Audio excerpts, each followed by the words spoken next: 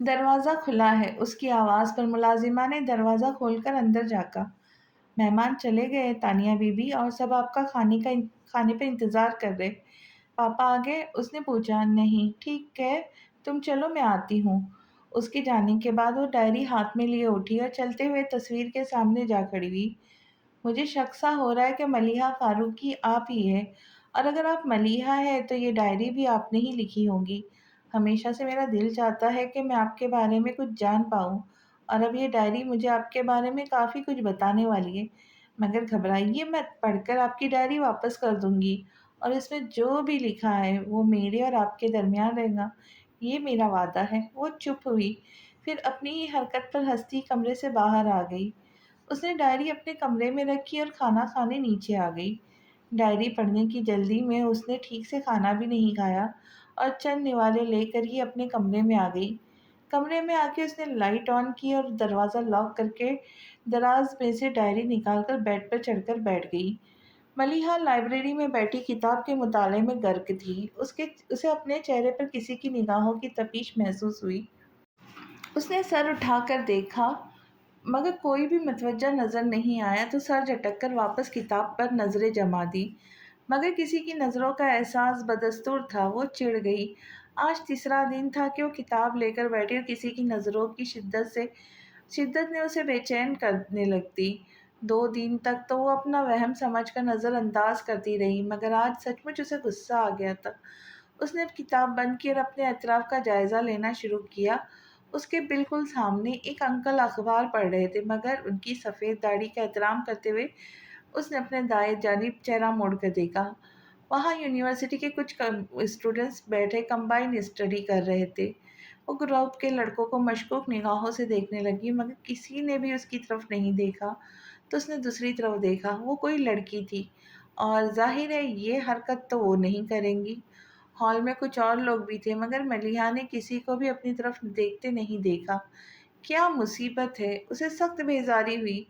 2 دن سے یہی ہو رہا تھا، بیٹھے بٹھائے محسوس ہونے لگتا کہ کوئی اسے بہت توجہ سے دیکھ رہا ہے، مگر ڈھونڈنے پر کوئی نظر نہیں آتا۔ وہ غصے میں کھولتی گھر آ جاتی۔ اپنی طرف سے تو اس نے مسئلے کا یہ حل نکالا تھا کہ آج صبح کی بجائے شام کو آئی تھی اور اپنی مخصوص جگہ سے ہٹ کر بیٹھی تھی، مگر سامنے والا بھی کافی مستقل مزاج تھا۔ گھر کی تنہائی سے گھبرا کر وہ یہاں آتی تھی، اور اب لگ رہا تھا کہ اس نادیدہ مہربان کی وجہ سے یہ اکلوتی سرگرمی بھی ترک کرنی پڑے گی۔ وہ اٹھی اور کتاب گھر جا کر پڑھنے کا خیال سے ایشو کرواتی باہر آ گئی۔ ایکسکیوز می مس، وہ پتھر کی چوڑی سیڑھیاں اتر رہی تھی جب کوئی اس کے پیچھے سے بولا تھا۔ وہ رک کر پلٹی تو دیکھا، سانولے رنگ کا ایک لڑکا بلیک پینٹ شرٹ پہنے اس کی طرف آ رہا تھا۔ جی، وہ قریب آ گیا تو ملیحہ نے کہا۔ اسے جی کے جواب میں اس نے کہا۔ اسے سن کر ملیحہ کا جی چاہا کہ اس کا سر پھاڑ دے۔ بے فکری سے ماتھے پر آئے کالے بادلوں کو ایک ہاتھ سے ہٹاتے وہ بڑے عام سے انداز میں بولا تھا، آپ مجھ سے شادی کریں گی؟ ملیحہ کو پہلے تو لگا اسے سننے میں غلطی ہوئی ہے، پھر اسے غور کر دیکھتے ہوئے کچھ کہنا چاہا، مگر پھر اپنا ارادہ ترک کر کے وہ پلٹی اور سیڑھیاں اترنے لگی۔ وہ بھی ساتھ ہو لیا۔ دیکھیے نا، تو میں آپ سے مذاق کر رہا ہوں اور نہ میرا ارادہ فلرٹ کرنے کا ہے، میں پوری سنجیدگی سے آپ کو پرپوز کر رہا ہوں۔ ہو سکتا ہے آپ کو یہ سب عجیب لگ رہا ہو، مگر میں ریکویسٹ کرتا ہوں کہ پلیز سوچ کر جواب دیجیے گا۔ مجھے جواب جاننے کی کوئی جلدی نہیں، آپ چاہے تو کل جواب دیں، پرسوں دیں، 1 ہفتے بعد، 1 سال بعد، 10 سال بعد، یا چاہے قیامت کے دن، میں یہیں لائبریری میں آپ کے جواب کا انتظار کروں گا۔ ملیحہ نے پہلے تو اپنے قدموں کی رفتار تیز کی، پھر کانوں پر ہاتھ رکھ لیے، اور آخر میں اس نے دوڑ لگا دی۔ دوڑتے ہوئے اسے احساس ہوا کہ اس کی آواز آنی بند ہو گئی ہے، تو اس نے رک کر ڈرتے ڈرتے پلٹ کر دیکھا۔ دور تک سڑک سنسان تھی۔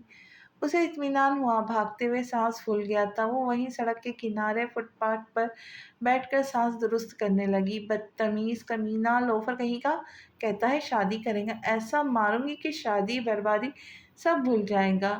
ایڈیٹ، جواب لینے آئے گا، بد تہذیب انسان۔ آئے گا تو آتا رہے، میں تو اب مر کر بھی ادھر کا رخ نہ کروں۔ وہ فٹ پاتھ پر بیٹھی اونچی آواز میں اسے سلواتیں سنا رہی تھی۔ وہ تو شکر تھا سڑک بالکل خالی تھی، ورنہ اگر کوئی اسے اس حال میں دیکھ لیتا تو وہ ہاتھ پکڑ کر پاگل خانے چھوڑ آتا۔ पागल हूँ ना मैं।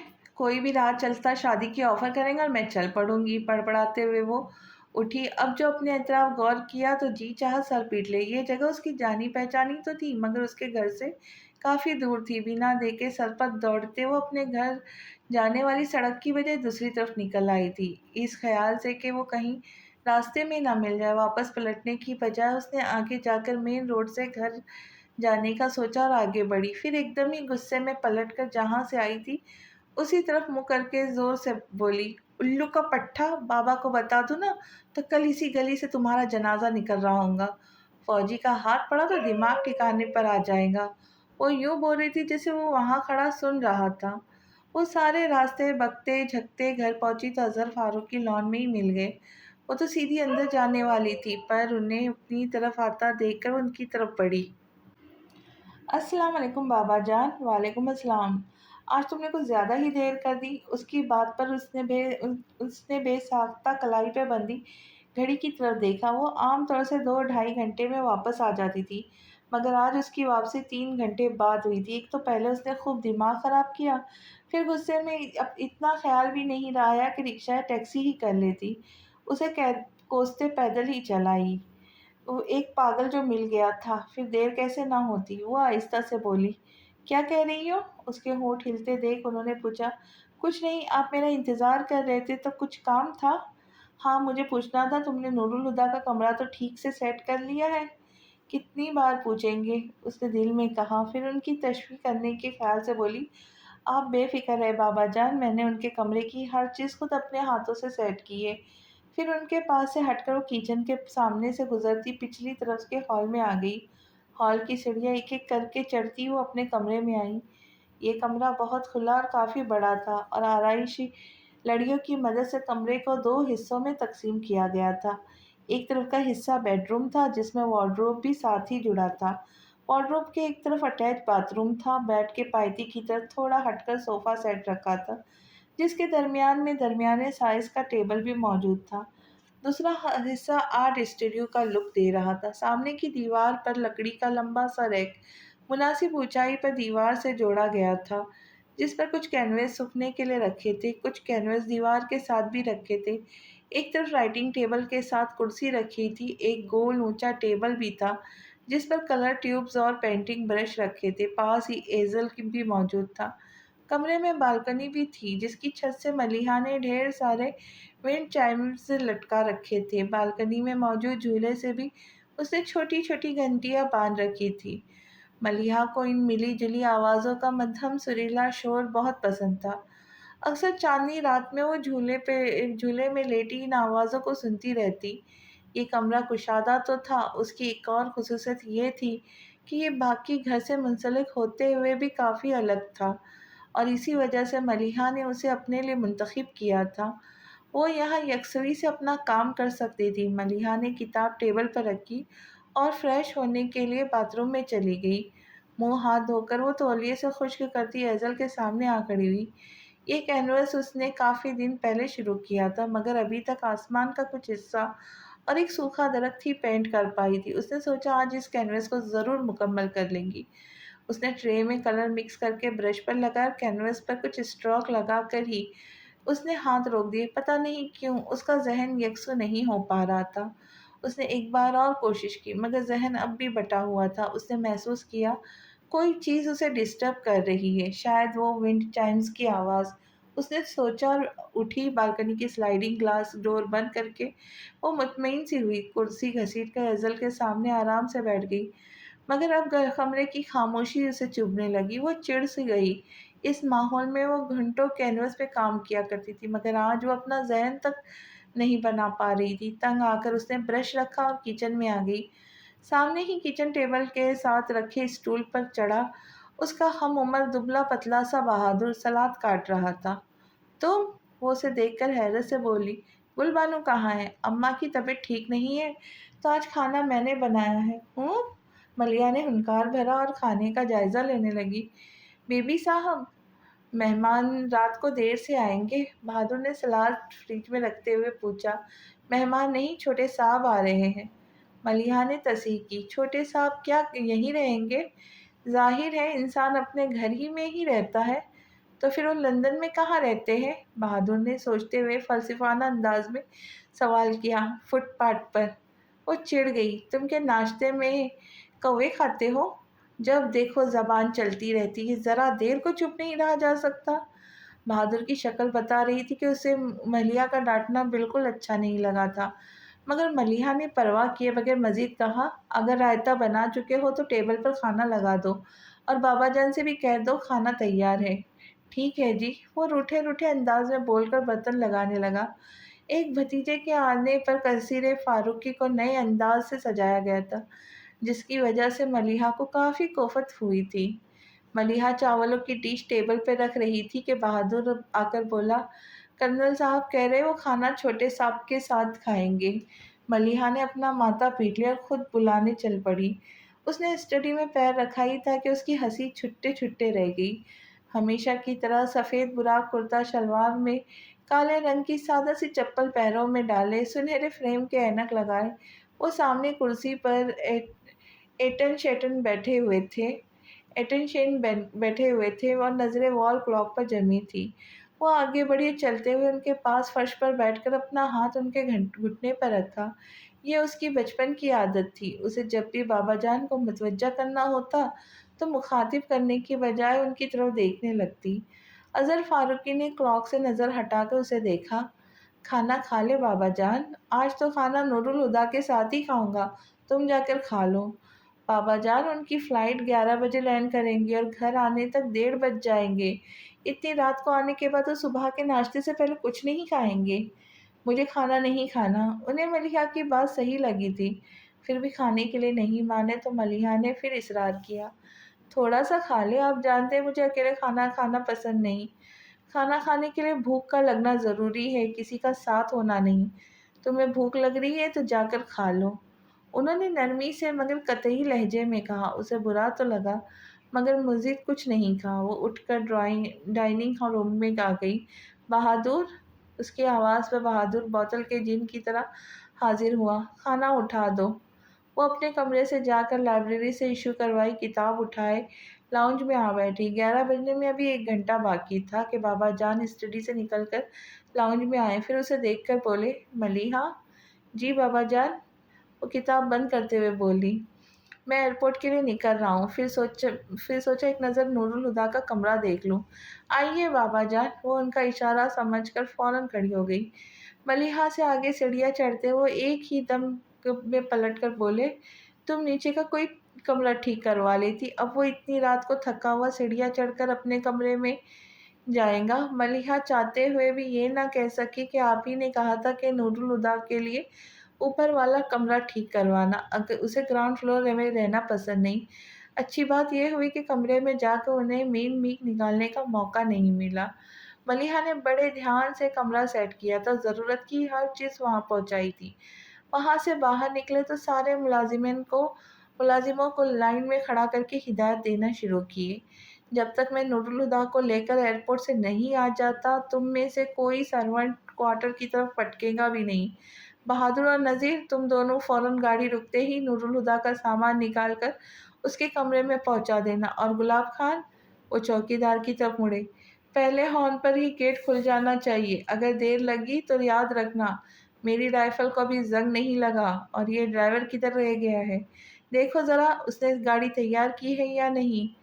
ایک ملازم بھاگا بھاگا باہر کی طرف گیا، پھر بھاگتے ہوئے ہی واپس آیا، جیپ تیار ہے کرنل صاحب۔ پھر جب ان کی گاڑی گیٹ سے نکل گئی تو ہر ایک نے سکون کا سانس لیا۔ کوئی مجھے ایک گلاس پانی کے ساتھ سر درد کی ٹیبلٹ دے گا؟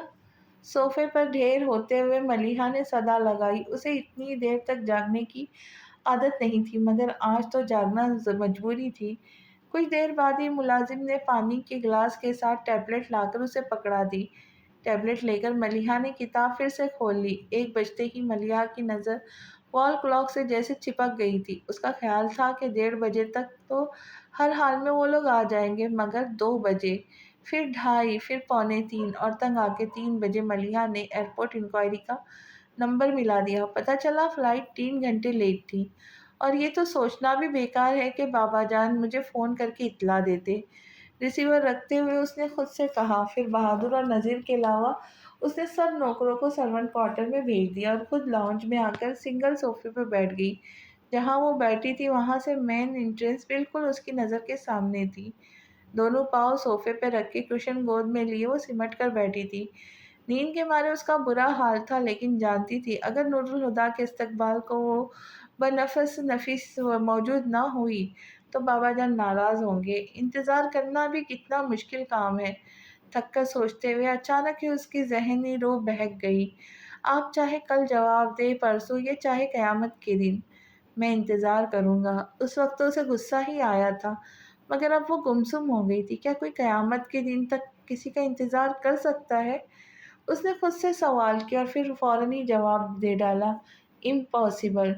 4:30 بجے کے قریب ہارن کی آواز آئی۔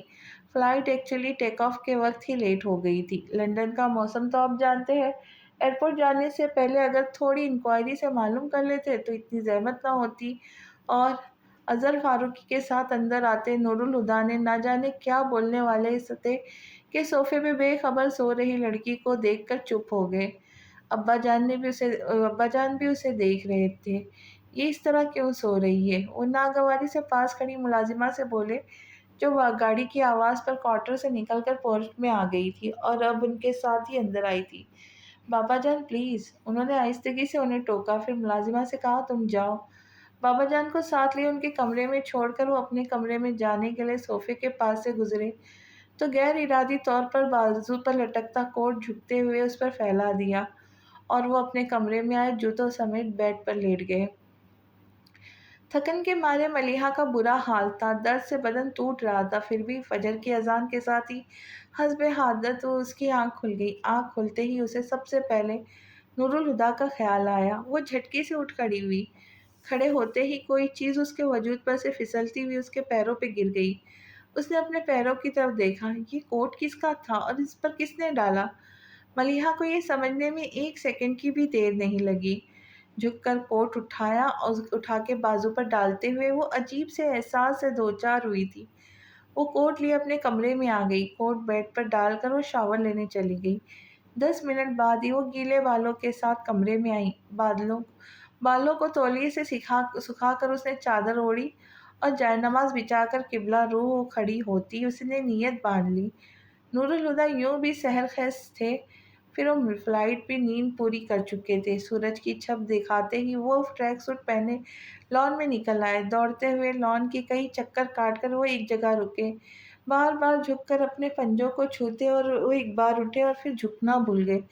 وہ اپسرا نہیں تھی مگر اپسرا لگ رہی تھی، سفید کپڑوں میں، اہتمام سے دوپٹہ شانوں پر پھیلائے ہوئے، اس کے لمبے نم بال ہوا سے لہراتے بار بار اس کے چہرے پہ آ رہے تھے، مگر وہ بے نیازی سی بنی جھولے پہ بیٹھی تھی جو اس کے گداز پیروں کے دھکے سے آہستہ آہستہ آگے پیچھے جھول رہا تھا۔ وہ سر اٹھائے بڑی محویت سے آسمان کو طرف دیکھ رہی تھی۔ تبھی سورج کا راستہ روک کی بادل پر سبب دم سے کھسکا اور اس کا وجود کرنوں کی زد میں آ گیا۔ وہ ہنس پڑی اور ہنستے ہوئے اس نے یوں ہی اپنا سر جھکایا تو نظر ٹریک سوٹ پہنے بت کی طرح ساکت کھڑے شخص پر پڑی۔ وہ جھجک گئی۔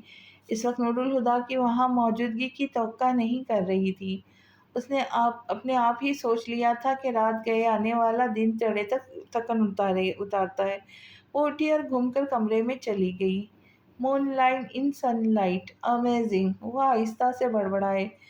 وہ بال سمیٹ کر کچن میں آ گئی۔ فٹافٹ اورنج جوس نکال کر اس نے جگ میں ڈالا اور جگ گلاس سمیت ٹرے میں رکھ کر بہادر کو تھما کر لان میں بھیجا۔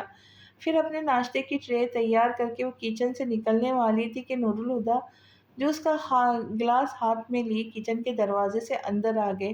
ہیلو ملیحہ، اسے دیکھ کر اپنا ہاتھ آگے بڑھاتے وہ بولے تو ملیحہ نروس ہو گئی کہ ان سے ہاتھ ملا یا نہیں۔ اسی گھبراہٹ میں وہ ان کے ہیلو کا جواب نہیں دے سکی تو غیر ارادی طور پر اپنا ہاتھ نیچے کر کے اس کی طرف جھک کے بولے، آئی ایم رانگ؟ اس بار وہ اعتماد سے مسکرائے، نو ناٹ انڈیڈ۔ پھر ان کے ہاتھ میں پکڑے آدھے خالی گلاس کو دیکھ کر بولی، اور چاہیے؟ نو تھینکس۔ ملیحہ سمجھ نہیں پا رہی تھی کہ ان سے کس انداز میں بات کرے، اس لیے بات کرنے سے بچنے کی خاطر ٹرے اٹھائے ان کے برابر سے گزر کر آگے بڑھ گئی، مگر اگلے ہی قدم پر اسے رک جانا پڑا۔ मैं 15 मिनट में नहा कर आता हूँ, तब तक आप मेरा नाश्ता तैयार कर लें। कोई ख़ास एहतमाम करने की ज़रूरत नहीं, बस जो बाकी घर वाले लेते हैं। अलबत्ता चाय स्ट्रॉन्ग होनी चाहिए। गुलबानो को हिदायत देकर वो पलटे तो मलिहा को देखते ही उनके मुंह से निकला, "व्हाट हैपेंड?" उसने भी फौरन से जवाब दिया, "नथिंग।" उसने आहिस्ता से नफ़ी में सर हिलाया। नूरुल हुदा अपने कमरे की तरफ बढ़ गए। ठीक 15 मिनट बाद वो ट्राउज़र पर टी-शर्ट पहने डाइनिंग रूम में थे। मलिहा डाइनिंग टेबल पर ही उनकी मुंतज़िर थी। उन्हें देखकर उसने गुलबानो को आवाज़ देकर नाश्ता लाने को कहा। नाश्ता लग चुका था। नूरुल हुदा ने निवाला मुंह में रखकर दूसरे हाथ से अखबार उठाया, फिर मलिहा की तरफ बढ़ाकर सवाले नज़रों में बोले, "न्यूज़पेपर?" मलिहा ने नाश्ते से ध्यान हटाकर उनके हाथ की तरफ देखा और मुस्कुरा कर बोली, "मैं नाश्ते के वक्त अखबार नहीं पढ़ती।" "क्यों?" वो यूं ही पूछने लगी। "क्योंकि अखबारों में ऐसी खौफनाक खबरें छपती है कि पढ़कर भूख ही उड़ जाए।" "सच कहा।" बोलते हुए उन्होंने अखबार खोला और पढ़ने लगे। नाश्ता ख़त्म होने तक वो अखबार भी ख़त्म कर चुके थे। नैपकिन से हाथ साफ करके उन्होंने अखबार को तय करके रखा और अपने लिए चाय निकालते हुए उससे बोले, "चाय लूँगी?" "मैं चाय कम पीती हूँ, दिन में सिर्फ़ 1 कप, वो भी शाम में।" वो भी नाश्ता कर चुकी थी, नैपकिन से हाथ साफ करते बोली। फिर अखबार उठाते हुए उसने बहादुर को आवाज़ दी। बहादुर को भी जैसे पता था कि आवाज़ क्यों दी गई है। वो दूसरे ही लम्हे जूस का ग्लास लिए आ पहुँचा। "तुम लोगों ने नाश्ता कर लिया?" ग्लास उसके हाथ में से लेकर उसने पूछा। "जी बीवी साहब," उसने इस बात में जवाब दिया। "ठीक है, तुम जाओ।" नूरुल हुदा ने चाय पीकर खाली कप टेबल पर रखते हुए उससे कहा, "फारिग होकर मेरे रूम में आ जाना।" वो समझ गई सामान सेट करवाना चाह रहे और हाँ में सर हिला दिया। वो कुछ देर तक देर बा वो कुछ देर बाद नॉक करके उनके कमरे में आईं, तो सारे ब्रीफ़केस खुले हुए थे। एक बड़ा अटैची केस तो बेड पर ही खुला रखा था और खुद नूरुल हुदा हाथ में हैंगर लिए कपड़े पकड़कर वार्डरोब का दरवाज़ा खोलकर उसके सामने खड़े थे। "मलिहा, आ जाओ," उन्होंने पलटकर उससे कहा, फिर वार्डरोब में देखते बोले, "ये सब किसने खरीदा है?" "मैंने।" "बाबा जान का हुक्म था कि कमरे के साथ आपका वार्डरोब भी सेट कर दूँ। मैंने तो उनसे बहुत कहा था कि पता नहीं आपको मेरी पसंद अच्छी भी लगेगी या नहीं, मगर वो बात अधूरी छोड़कर यूँ ही चुप हो गई।" वो उसकी तरफ देखकर मुस्कुराए। "तुम्हारी पसंद इतनी अच्छी है कि बुरी लग ही नहीं सकती, मगर एक प्रॉब्लम है।" "क्या?" उसने पूछा। "इन्हें कहाँ रखूँ?" उन्होंने कपड़ों से भरे सूटकेस की तरफ इशारा किया। "लाए, मैं रख देती हूँ।" उसने बढ़कर उनके हाथ से कपड़े लेकर बेड पर रखे, वार्डरोब में जगह बनाने लगी, फिर सूटकेस से कपड़े निकाल कर वार्डरोब में लटकाए। उसे मसरूफ़ देखकर नूरुल हुदा साइड में हो गए। ड्रेसिंग टेबल पे से सिगरेट का पैकेट उठाकर एक सिगरेट निकाला, फिर लाइटर से सिगरेट जलाते हुए सूटकेस में से अपने डॉक्यूमेंट्स वाला बैग निकालने लगे। तंबाकू की बू महसूस करके मलिहा ने वार्डरोब में से सर निकाल कर देखा और उनके होठों में दबा सिगरेट देख के बोली, "सिगरेट पीना आदमी हो या धुआं छोड़ता रेल का इंजन, दोनों दिखने में एक से लगते हैं।" नूरुल हुदा ने चौंक कर सर उठाते हुए उसे देखा तो कहने लगी, "मैं आपको सिगरेट पीने से मना नहीं करती, मगर मेरे सामने सिगरेट पीने की कोई ज़रूरत नहीं। मुझे बिल्कुल पसंद नहीं, सिगरेट बुझा दे।" अचानक ही इस लहजे में जो इस्तेहक़ाक़ आया था, उसे खुद भी उसका एहसास नहीं हुआ था, लेकिन नूरुल हुदा ने ना सिर्फ़ महसूस किया था, बल्कि उन्हें अच्छा भी लगा था। ज़ेरे लब मुस्कुराते हुए उन्होंने सिगरेट एश ट्रे में बुझाया। "और कोई हुक्म?" उनकी बात पर उसे लगा कि वो कुछ ज़्यादा ही बोल गई है, तो फ़ौरन ही माज़रत करने लगी, "सॉरी, मैं आम तौर पे इस अंदाज़ से बात नहीं करती, मगर मुझे सिगरेट से बहुत चिढ़ है।" "कोई बात नहीं, तुम मुझे हर अंदाज़ में बात कर सकती हो।" वो बदस्तूर मुस्कुराते हुए बोले तो मलिहा नज़रअंदाज करते हुए सूटकेस में से एक बड़ा-सा पैकेट निकालने लगी। वो फ़ौरन बोले, "इसे मैं खुद रख लूँगा, तुम रहने दो।" वो उसे छोड़कर परफ्यूम की बोतल निकाल कर ड्रेसिंग टेबल पर रखने लगी। नूरुल हुदा ने वो पैकेट निकाला और उसे रखने वार्डरोब की तरफ आए। इस वक़्त बाबा जान दरवाज़ा बजाकर अंदर आए। "आइए बाबा जान।" नूरुल हुदा ने जल्दी से सब छोड़-छाड़ कर बेड पर सामान हटाकर उनके बैठने की जगह बनाई। "क्या बात है, तुम इतनी सुबह जाग गए, नींद नहीं आई?" "नींद तो आ गई, पर आँख जल्दी ही खुल गई। फ्लाइट में सोता रहा था, शायद मैं इसलिए।" "अब आगे का क्या इरादा है? क्या जॉब करोगे?" "नहीं, मेरा इरादा है कि मैं बिज़नेस शुरू करूँ।" "क्यों नहीं?" वो खुश होकर बोले। "तुमने इस बारे में कुछ सोचा है, क्या बिज़नेस करोगे?" "कुछ प्लान्स तो हैं, मगर ख़्याल है آپ پہلے یہاں کی مارکیٹ کو ریسرچ کریں۔ ٹھیک کہہ رہے ہو، مگر آتے ہی کام میں ہی لگ جانے کی کوئی ضرورت نہیں۔ کچھ دن آرام کرو، پھر ان معاملات پر غور کرنا۔ ویسے اب تم آ گئے ہو تو ساری ذمہ داریاں بھی تمہیں ہی اٹھانی ہوں گی۔ سفر کی تھکن اتارو اور پھر میں تمہیں زمینوں کا حساب کتاب بھی سکھا دوں گا۔ بلکہ اگلی بار نواب شاہ جاتے ہوئے میں تمہیں بھی ساتھ لے جاؤں گا۔ بابا جان پلیز، زمینداری وغیرہ میں مجھے کوئی دلچسپی نہیں ہے۔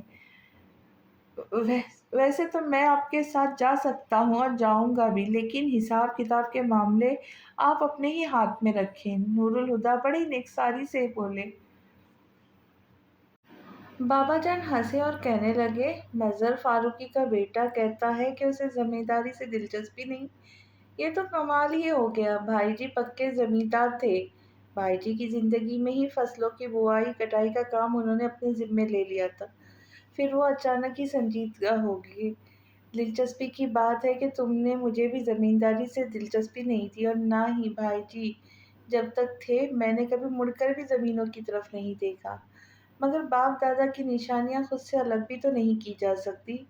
ملیحہ نور الہدیٰ کے بغیر تو سامان سیٹ کر نہیں سکتی تھی، اور نور الہدیٰ بابا جان کے ساتھ باتوں میں مگن تھے۔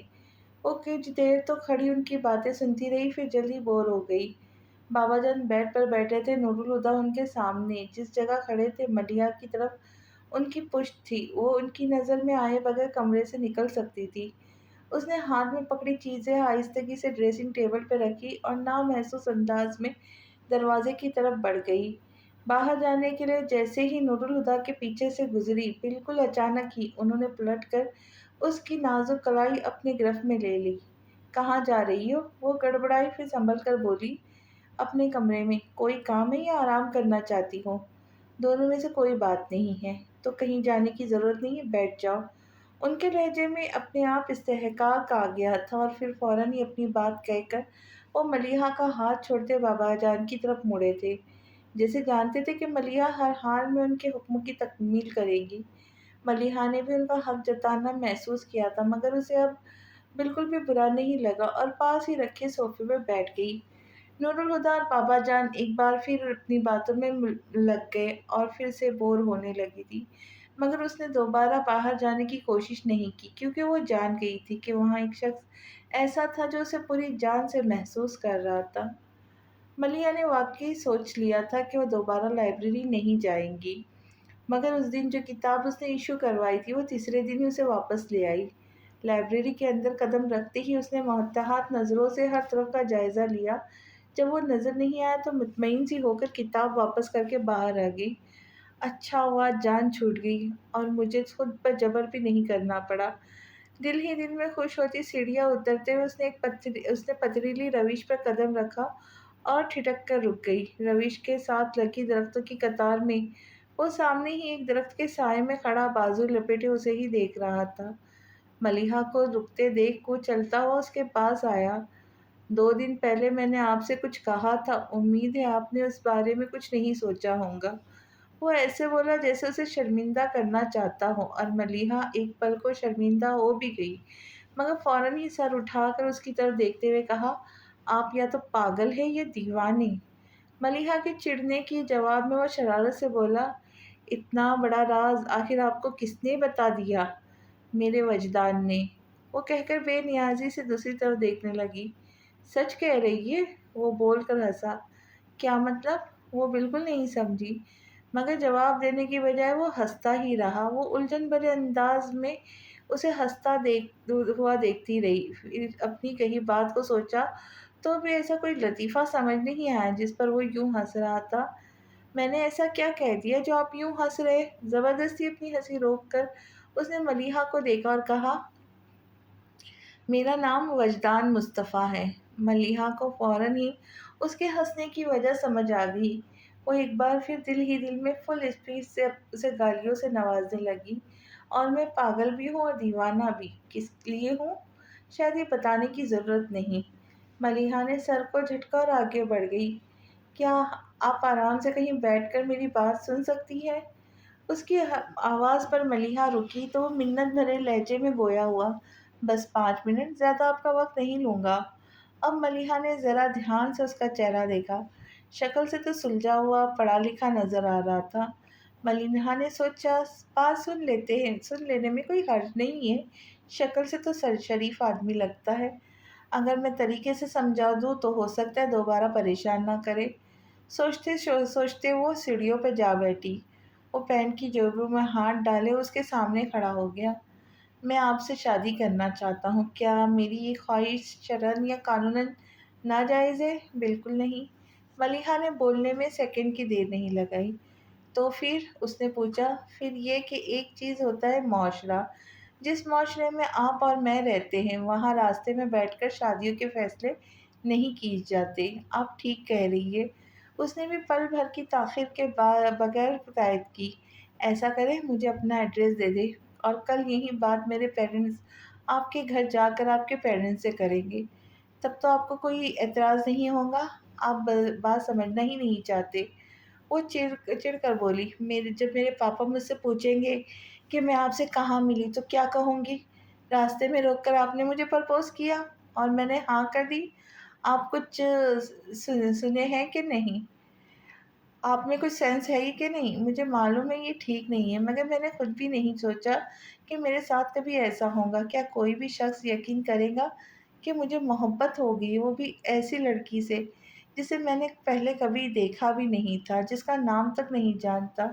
اگر کچھ دن پہلے کوئی مجھے سے کہتا کہ راستے میں کسی لڑکی کو روک کر اسے شادی کے لیے مناؤ تو میں کسی قیمت پر ایسا حکمانہ کام کرنے کے لیے راضی نہیں ہوتا، مگر اب میں یہی سوچ رہا ہوں یہ سب بہت عجیب ہے۔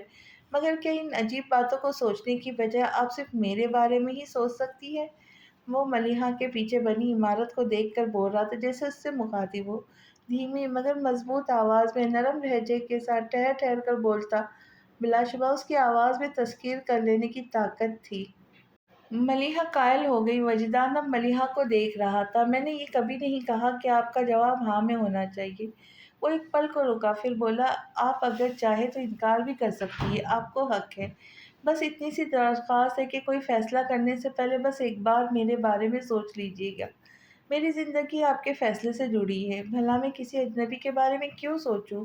وہ بے مروتی سے بولی، اجنبی ہی صحیح، مگر کیا آپ اپنے 24 گھنٹوں میں سے ایک پل بھی مجھے نہیں دے سکتی؟ وہ اس طرح سے بولا کہ ملیحہ نے گھبرا کر سر ہی جھکا لیا تو پسماندگی سے مسکرایا۔ اور میں نے اپنے دن رات آپ کو دے دیے، نہ میں آپ کے سوا کچھ سوچ سکتا ہوں نہ آپ کے سوا کچھ سوچنا چاہتا ہوں۔ بہت چاہا تھا میں نے آپ کی چاہت نہ کروں، مگر اب کر بیٹھا ہوں تو مجھے خود پر کوئی اختیار نہیں۔ نہ جانے وہ کیا کشش ہے جو مجھے آپ کی طرف کھینچتی ہے، میں کھینچا چلا آتا ہوں۔ ملیحہ نے سر اٹھا کر دیکھا، وہ سر جھکائے سرگوشیاں کر رہا تھا، مگر یہ سرگوشیاں بھی اتنی واضح تو تھی کہ اس کے کان کی لوئیں سرخ ہو گئی۔ مجھے اس کی بات ماننی ہی نہیں چاہیے تھی۔ اب اسے اپنی غلطی کا احساس ہو رہا تھا۔ اس نے سوچا اٹھ کر بھاگ جائے، مگر وجدان سامنے ہی کھڑا تھا۔ اگر ہاتھ پکڑ کر روک لیا تو؟ وہ اسکن کلر کے سوٹ پر اوڑھے میرون دوپٹے کا کونا مٹھی میں جکڑے فرار کے امکانات پر غور کر رہی تھی۔ تبھی وجدان ناراضی سے بولا، آپ ہمیشہ یہی کرتی ہیں نا؟ کیا؟ بے ساختہ جواب نہ بولی، یہی کہ جب بات آپ کے فیصلے کی آئے تو فرار کی راہیں ڈھونڈ لے۔ یہ کیا کہہ رہے؟ اس نے گھبرا کر سوچا۔ یہ کیا کہہ رہا ہے؟ اس نے گھبرا کر سوچا۔ میں نے جو بھی کہہ رہا ہوں ٹھیک کہہ رہا ہوں۔ وہ جیسے ملیحہ کو سوچ کر سن رہا تھا، جو جیسے ملیحہ کی سوچ کو سن رہا تھا۔ آپ فیصلہ کرنے سے ڈرتی ہے، فیصلہ تو پھر بھی بڑی چیز ہے، آپ کو تو رائے کا اظہار بھی مشکل لگتا ہوگا۔ میری کوئی رائے ہو تو اظہار بھی کروں، وہ روٹے پن سے دل سے بولی، اور یہ تو ناممکن ہے کہ آپ کی کوئی رائے ہی نہ ہو۔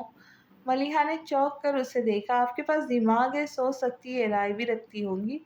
ہاں، یہ الگ بات ہے کہ آپ اپنی سوچ کو ہی چھپا لے، جس طرح اپنے جذبات چھپا لیتی۔ اب یہ تو کوئی نہیں کہہ سکتا کہ آپ کے جذبات ہی نہ ہوں۔ جب محسوسات ہیں تو جذبات اپنے آپ ہی ابھر آئیں گے۔ چلو اگر ہو بھی تو اس کسی کو کیسا پرواہ۔ ایک اور تلخ سی سوچ ابھری، کسی اور کو نہ صحیح آپ کو تو اپنے جذبات کی پرواہ کرنی چاہیے۔ وہ رسان سے سمجھا رہا تھا، جذبات ہی تو روح کا عکس ہوتے ہیں، انسان کی شناخت محض وجود سے نہیں کی جا سکتی، پتہ نہیں کیوں لیکن مجھے لگتا ہے کہ آپ نے خود کو محدود کر لیا ہے۔ اپنی ذات کے گرد کھینچے اس حصار کو توڑ ڈالیے، کیونکہ کوئی اور تو شاید اس حصار کو پار کر ہی لے، مگر آپ خود اس حصار کو پار نہیں کر پائیں گی۔ ملیحہ کو اپنے سامنے کھڑے شخص سے خوف آنے لگا تھا۔ شاعر نے کہا تھا، میرا بھی چہرہ پڑھ لے، میرا بھی چہرہ پڑھ، میرے بھی حالات بتا۔ ملیحہ نے تو ایسی کوئی فرمائش نہیں کی تھی، مگر وجدان اتنی فرصت سے اسے پڑھ رہا تھا جیسے خاص طور پر اسی کام سے آیا ہو۔ وہ گھبرا کر کھڑی ہو گئی۔ یہ میرے بارے میں اتنا کچھ کیسے جانتا ہے؟ کیا میرے چہرے پہ لکھا ہے؟ سوچتے ہوئے غیر محسوس انداز میں ملیحہ نے اپنے چہرے کو چھوا۔ وجدان سے اس کی یہ حرکت بھی چھپی نہیں رہ سکی۔ وہ مسکراتا ہوا بولا، آپ کا چہرہ آپ کا دوست ہے، یہ آپ کے بارے میں کسی کو نہیں بتاتا۔ اسے خاموش دیکھ کر اسے لگا پوچھیں گی نہیں، میں آپ کے بارے میں یہ سب کس نے بتایا؟ وہ اب خاموش رہی تو وجدان نے جھک کر اس کی آنکھوں میں دیکھا۔ آپ کی آنکھوں نے۔ آپ جتنا چپ رہتی ہے یہ اتنا ہی بولتی ہے، بس سننے والا ہونا چاہیے۔ ملیحہ نے فوراً پلکیں گرا لی تو اس کے گھبراہٹ کو محسوس کر کے بات بدل گیا۔ آپ نے مجھے لائبریری میں ہر طرف تلاش کیا، اگر بالکنی میں دیکھ لیتی تو آپ کی تلاش ختم ہو جاتی۔ ملیحہ کو یاد آیا لائبریری میں بالکنی بھی تھی اور اس دن اس نے وجدان کی تلاش میں ہر طرف دیکھا تھا، لیکن بالکنی کی طرف اس کا دھیان ہی نہیں گیا تھا۔ آپ کتاب پڑھا کرتی اور میں آپ کو ایک بات کہوں، میں نے آپ سے پہلے کبھی کسی کو نہیں پڑھا۔ آپ کو تو لگتا ہے حفظ کر لیا ہے، مگر کیا آپ کو پتہ ہے آپ کی آنکھوں سے آپ کی روح تک سیدھا راستہ ہے۔ آپ کی اٹھتی گرتی پلکوں کو دیکھتے ہوئے میں وہ راستہ کھو جایا ہوں۔ اب آپ چاہے کچھ بھی کر لے مگر مجھے خود تک پہنچنے سے روک نہیں پائیں گی۔ وہ چیلنج نہیں کر رہا تھا، مگر ملیحہ کو اتنا ہی برا لگا۔ اتنا سب کہنے کے باوجود آپ مجھے سمجھا نہیں سکے کہ آخر میں آپ سے شادی کیوں کروں گی؟ نہیں، وہ کہنے لگا، پوچھنا ہے تو یہ پوچھے کہ میں آپ سے شادی کیوں کروں گا۔ وہ ملیحہ کی آنکھوں میں جھانکتا اور 2 قدم آگے آ گیا۔ اس کی سیاہ مقناطیسی آنکھوں کی کشش نے ملیحہ کو گمسم سا کر دیا تھا۔ کیوں؟ وہ اتنی ہلکی آواز میں بولی کہ وجدان نے شاید بھی سنی نہ ہوگی۔ کیونکہ جب سے میں نے آپ کو حفظ کیا خود کو بھول گیا ہوں۔ جب وہ جان گئی تھی کہ اس کے لہجے میں تسخیر کر لینے کی طاقت ہے تو یہ کیوں نہ مانی کہ وہ اسے تسخیر کرنے آیا تھا۔ وہ لاؤنج میں آئی اور اب بنا کسی طرف دیکھے سیدھی اپنے کمرے میں جانے کے لیے دوسرے دروازے کی طرف بڑھ گئی۔ ملیحہ! اپنا نام سن کر وہ پلٹی۔ لاؤنج کے صوفے پہ بابا جان اور ملک ناصر آمنے سامنے بیٹھے تھے۔ ٹیبل پر شطرنج کی بساط بچھی تھی۔ بیٹی ذرا ہمارے پاس تو آؤ۔ اسے آواز دینے والے ملک ناصر اب اسے بلا رہے تھے۔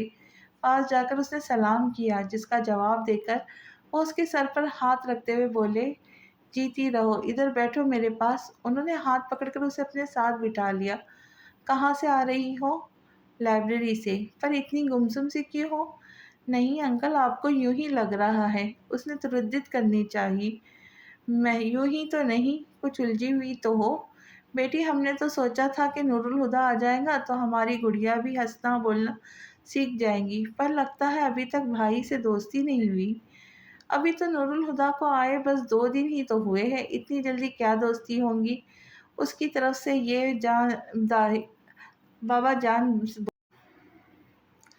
یہ بات بھی صحیح ہے۔ بالکل انکل، میں جاؤں؟ موقع دیکھتے ہی اس نے پوچھا۔ انہوں نے فوراً اجازت دے دی۔ ہاں بیٹی جاؤ۔ وہ اٹھنے لگی تو اظہر فاروقی نے اس سے کہا، ملیحہ چائے بھجوا دینا اور ذرا جلدی۔ جی بابا جان۔ وہ وہاں سے اٹھ کر کچن کی طرف سے گزرتے ہوئے اس نے بہادر کو چائے کا کہا اور اپنے کمرے کی طرف آ گئی۔ وہ نیچے سے ہی دیکھ چکی تھی کہ اس کے کمرے کے دروازے کے دونوں پٹ پورے کھلے ہوئے تھے۔ حیران ہوئی، کمرے میں آئی، اس نے نور الہدیٰ کو اپنے اسٹوڈیو میں دیکھا۔ وہ اسی طرف چل پڑی۔ نور الہدیٰ ایک کینوس ہاتھ میں پکڑے دیکھ رہا تھا۔ آہٹ پر اس کی طرف دیکھ کر مسکرائے۔ ملیحہ کو بالکل توقع نہیں تھی کہ وہ اس کی غیر موجودگی میں اس کے کمرے میں آ جائیں گے، مگر انہیں جیسے پرواہ ہی نہیں تھی۔ کہنے لگے، تم نے بتایا نہیں تم پینٹنگ کرتی ہو؟ نہ کبھی بابا جان نے ہی ذکر کیا۔ یہ بات برائے بات تھی۔ وہ بھلا جواب میں کیا کہتی؟ وہ بھی جواب کے لیے نہیں رکے۔ ویسے تمہیں پینٹر بنانے میں میرا بڑا ہاتھ ہے۔ وہ کیسے؟ यूं ही उसने पूछा। वो कैनवस रख के उसकी तरफ मुड़े। वो ऐसे कि मेरी स्कूल की कॉपियों किताबों पर तुमने जी भर कर प्रैक्टिस की है। पता है तुम 2.5-3 साल की थी जब मेरे बैग से किताब निकाल कर तुमने कलर पेंसिल से उन पर आड़ी तिरछी लकीरें खींचना शुरू की। एक बार तो तुमने मेरे पूरे जर्नल पर मार्कर से निशान बना दिए थे। टीचर से तो डांट पड़ी ही, साथ में सज़ा भी मिली। और पूरा जर्नल जो दोबारा बनाना पड़ा था वो अलग। इतने सालों बाद बचपन की एक हरकत पर वो शर्मिंदा हुई। हाँ, मुझे याद है, अम्मी ने भी मुझे बहुत डांटा था, मगर गलती पूरी तरह से मेरी नहीं थी। मैं आपके सामने बैठकर ही आपकी किताबें खराब किया करती थी, लेकिन आपने भी मुझे कभी नहीं टोका। खजालत मिटाने को वो बोली थी। तो टोकता भी कैसे? एक बार कहीं मना किया था तो तुमने रोना शुरू हो गई। मैं टीचर की डांट तो सुन सकता था, मगर तुम्हारे आंसू बर्दाश्त करना। सच कहूँ, जब कभी तुम रोती थी तो मेरा दिल चाहता था मैं भी जोर जोर से रोऊं। वह हंसते हुए मज़े से बोले, और उनके अंदाज पर मलिया भी हंस पड़ी। लेकिन तुम्हारे शौक भी अजीब हुआ करते थे। गर्मियों की दोपहर को जिद करती कि मैं तुम्हें साइकिल पर बिठा कर लंबी सैर कराऊं। आइसक्रीम की फरमाइश सर्दियों के लिए मखसूस थी। मुझे तो तुम्हारे दांतों को सही सलामत देखकर हैरत हो रही है। बचपन में तुम जिस रफ्तार से कैंडीज और चॉकलेट्स खाती थी तो मुझे यकीन था बड़े होने तक तुम्हारे मुंह से में एक दांत भी नहीं बचेगा। और याद है किस तरह तुम मेरे कंधों पे चढ़ के कहानी सुनती है कि रट लगाती थी। बच्चे रात को सोने से पहले कहानी सुनाने की फरमाइश करते थे, लेकिन तुम्हें सुबह जागने के बाद कहानी सुनने में मज़ा आता था। हाँ याद है। हाँ याद है। उनकी बातों पर बेतहाशा हंसती मलिया हंसी के बीच में बोली, और ये भी याद है कि मुझे कहानी सुनाते सुनाते आप सो जाते थे और फिर देर से स्कूल जाने पे टीचर से डांट भी पड़ती थी। और पता है, मैं ये सब जानबूझकर किया करती थी। मलिहा ने एक पुराने राज से पर्दा उठाया था। नूरुल हुदा ने आंखें सुखेड़ कर उसे घेर घेर घूरा। तुम जानबूझ के मुझे डांट पड़वाती थी। हाँ, वो उनके घुरने से बिल्कुल मुतासिर नहीं हुई। जब मुझे अम्मी डांटती थी आप फौरन मुझे सपोर्ट करते, मेरी साइड लेते तो मुझे अच्छा लगता था। लेकिन शुरू शुरू में मैं डर भी जाती थी कि अब आप मुझे डांटेंगे या मुझे कहानी नहीं सुनाएंगे। मगर आप मुझे डांटे बगैर ज़रूर कहानी भी सुना देते। कोई तुम्हें कोई कुछ ना कहे इसलिए मैं सब कुछ खुद पर लेता, और तुम इस बात का मज़ा लेती थी। उन्हें जैसे वाकई सदमा पहुंचा था। हाँ, मगर फिर भी यही कहूँगी कि गलती सिर्फ मेरी नहीं थी। आपने ही मुझे सर चढ़ा रखा था। मैं आपकी शय पर ही शरारतें किया करती थी, वो भी सिर्फ आपके साथ। फिर आपके जाने के बाद मैंने सभी शरारतें छोड़ दी। और अम्मी भी तो कहा करती थी नूरुल हुदा ने ही मलीहा को बिगाड़ रखा है। और मैं सचमुच ही बिगड़ जाती अगर आप लंदन ना चले गए होते। हाँ हाँ, सारी बुराई ही मेरे सर डाल दो। मेरे जाने से तो तुम्हारी जान छूट गई थी, मगर वहाँ कितने दिन तुम्हें याद करके मैं उदास रहा था, कुछ अंदाज़ा है तुम्हें? बार बार फ़ोन करता कि तुम्हारी आवाज़ ही सुन लो, मगर हर बार जवाब मिलता मलिया बात नहीं करना चाहती। वो तो मैं आपसे नाराज़ थी, उसने आहिस्ता से कहा। वो क्यों भला? नूरुल हुदा हैरान हुए। कितने आराम से आप मुझे छोड़कर चले गए। ये भी नहीं सोचा मेरा क्या होगा। अम्मी तो हमेशा बीमार ही रहती, और बाबा जान कभी भी बहुत दिनों के लिए घर नहीं रहे। मेरा सारा वक्त बस आपके साथ ही तो गुजरता था। मुझे आपके चले जाने पर बहुत गुस्सा आया था, इसलिए जब आपका फ़ोन आता तो मैं छुप जाती थी। इतनी लंबी नाराज़गी कि फिर सालों तक बात ही नहीं की, वो शिकवा कर रहे थे। ऐसा तो नहीं था कभी बात ही नहीं की, फ़ोन तो मैं भी किया करती थी। हाँ, साल में एक बार, ऐसे भी क्या नाराज़ी। नाराज़ी तो बस शुरू के कुछ महीनों तक ही थी, मगर फिर बहलने के साथ-साथ मैं आपको भूल भी गई थी। भला तब मेरी उम्र ही क्या थी, 6 या शायद 7 साल। बहुत जल्द ही अजनबी हो गए थे आप, इसलिए आपसे फ़ोन पर बात नहीं कर पाती थी। जानता था तुम मुझे भूल चुकी हो। वो अचानक ही संजीदा हो गए थे। मलिहा को अचानक ही एहसास हुआ कि वो जानबूझकर उसके बचपन के हवाले से बात कर रहे थे, और उसे पता भी नहीं चला कि किस तरह बातों-बातों में वो उनसे बेतकल्लुफ़ हो गई थी। फ्रेंड्स, उन्होंने अपना हाथ उसकी तरफ बढ़ाया तो मलिहा ने बिला तामुल उनके हाथ पे अपना हाथ में ले लिया।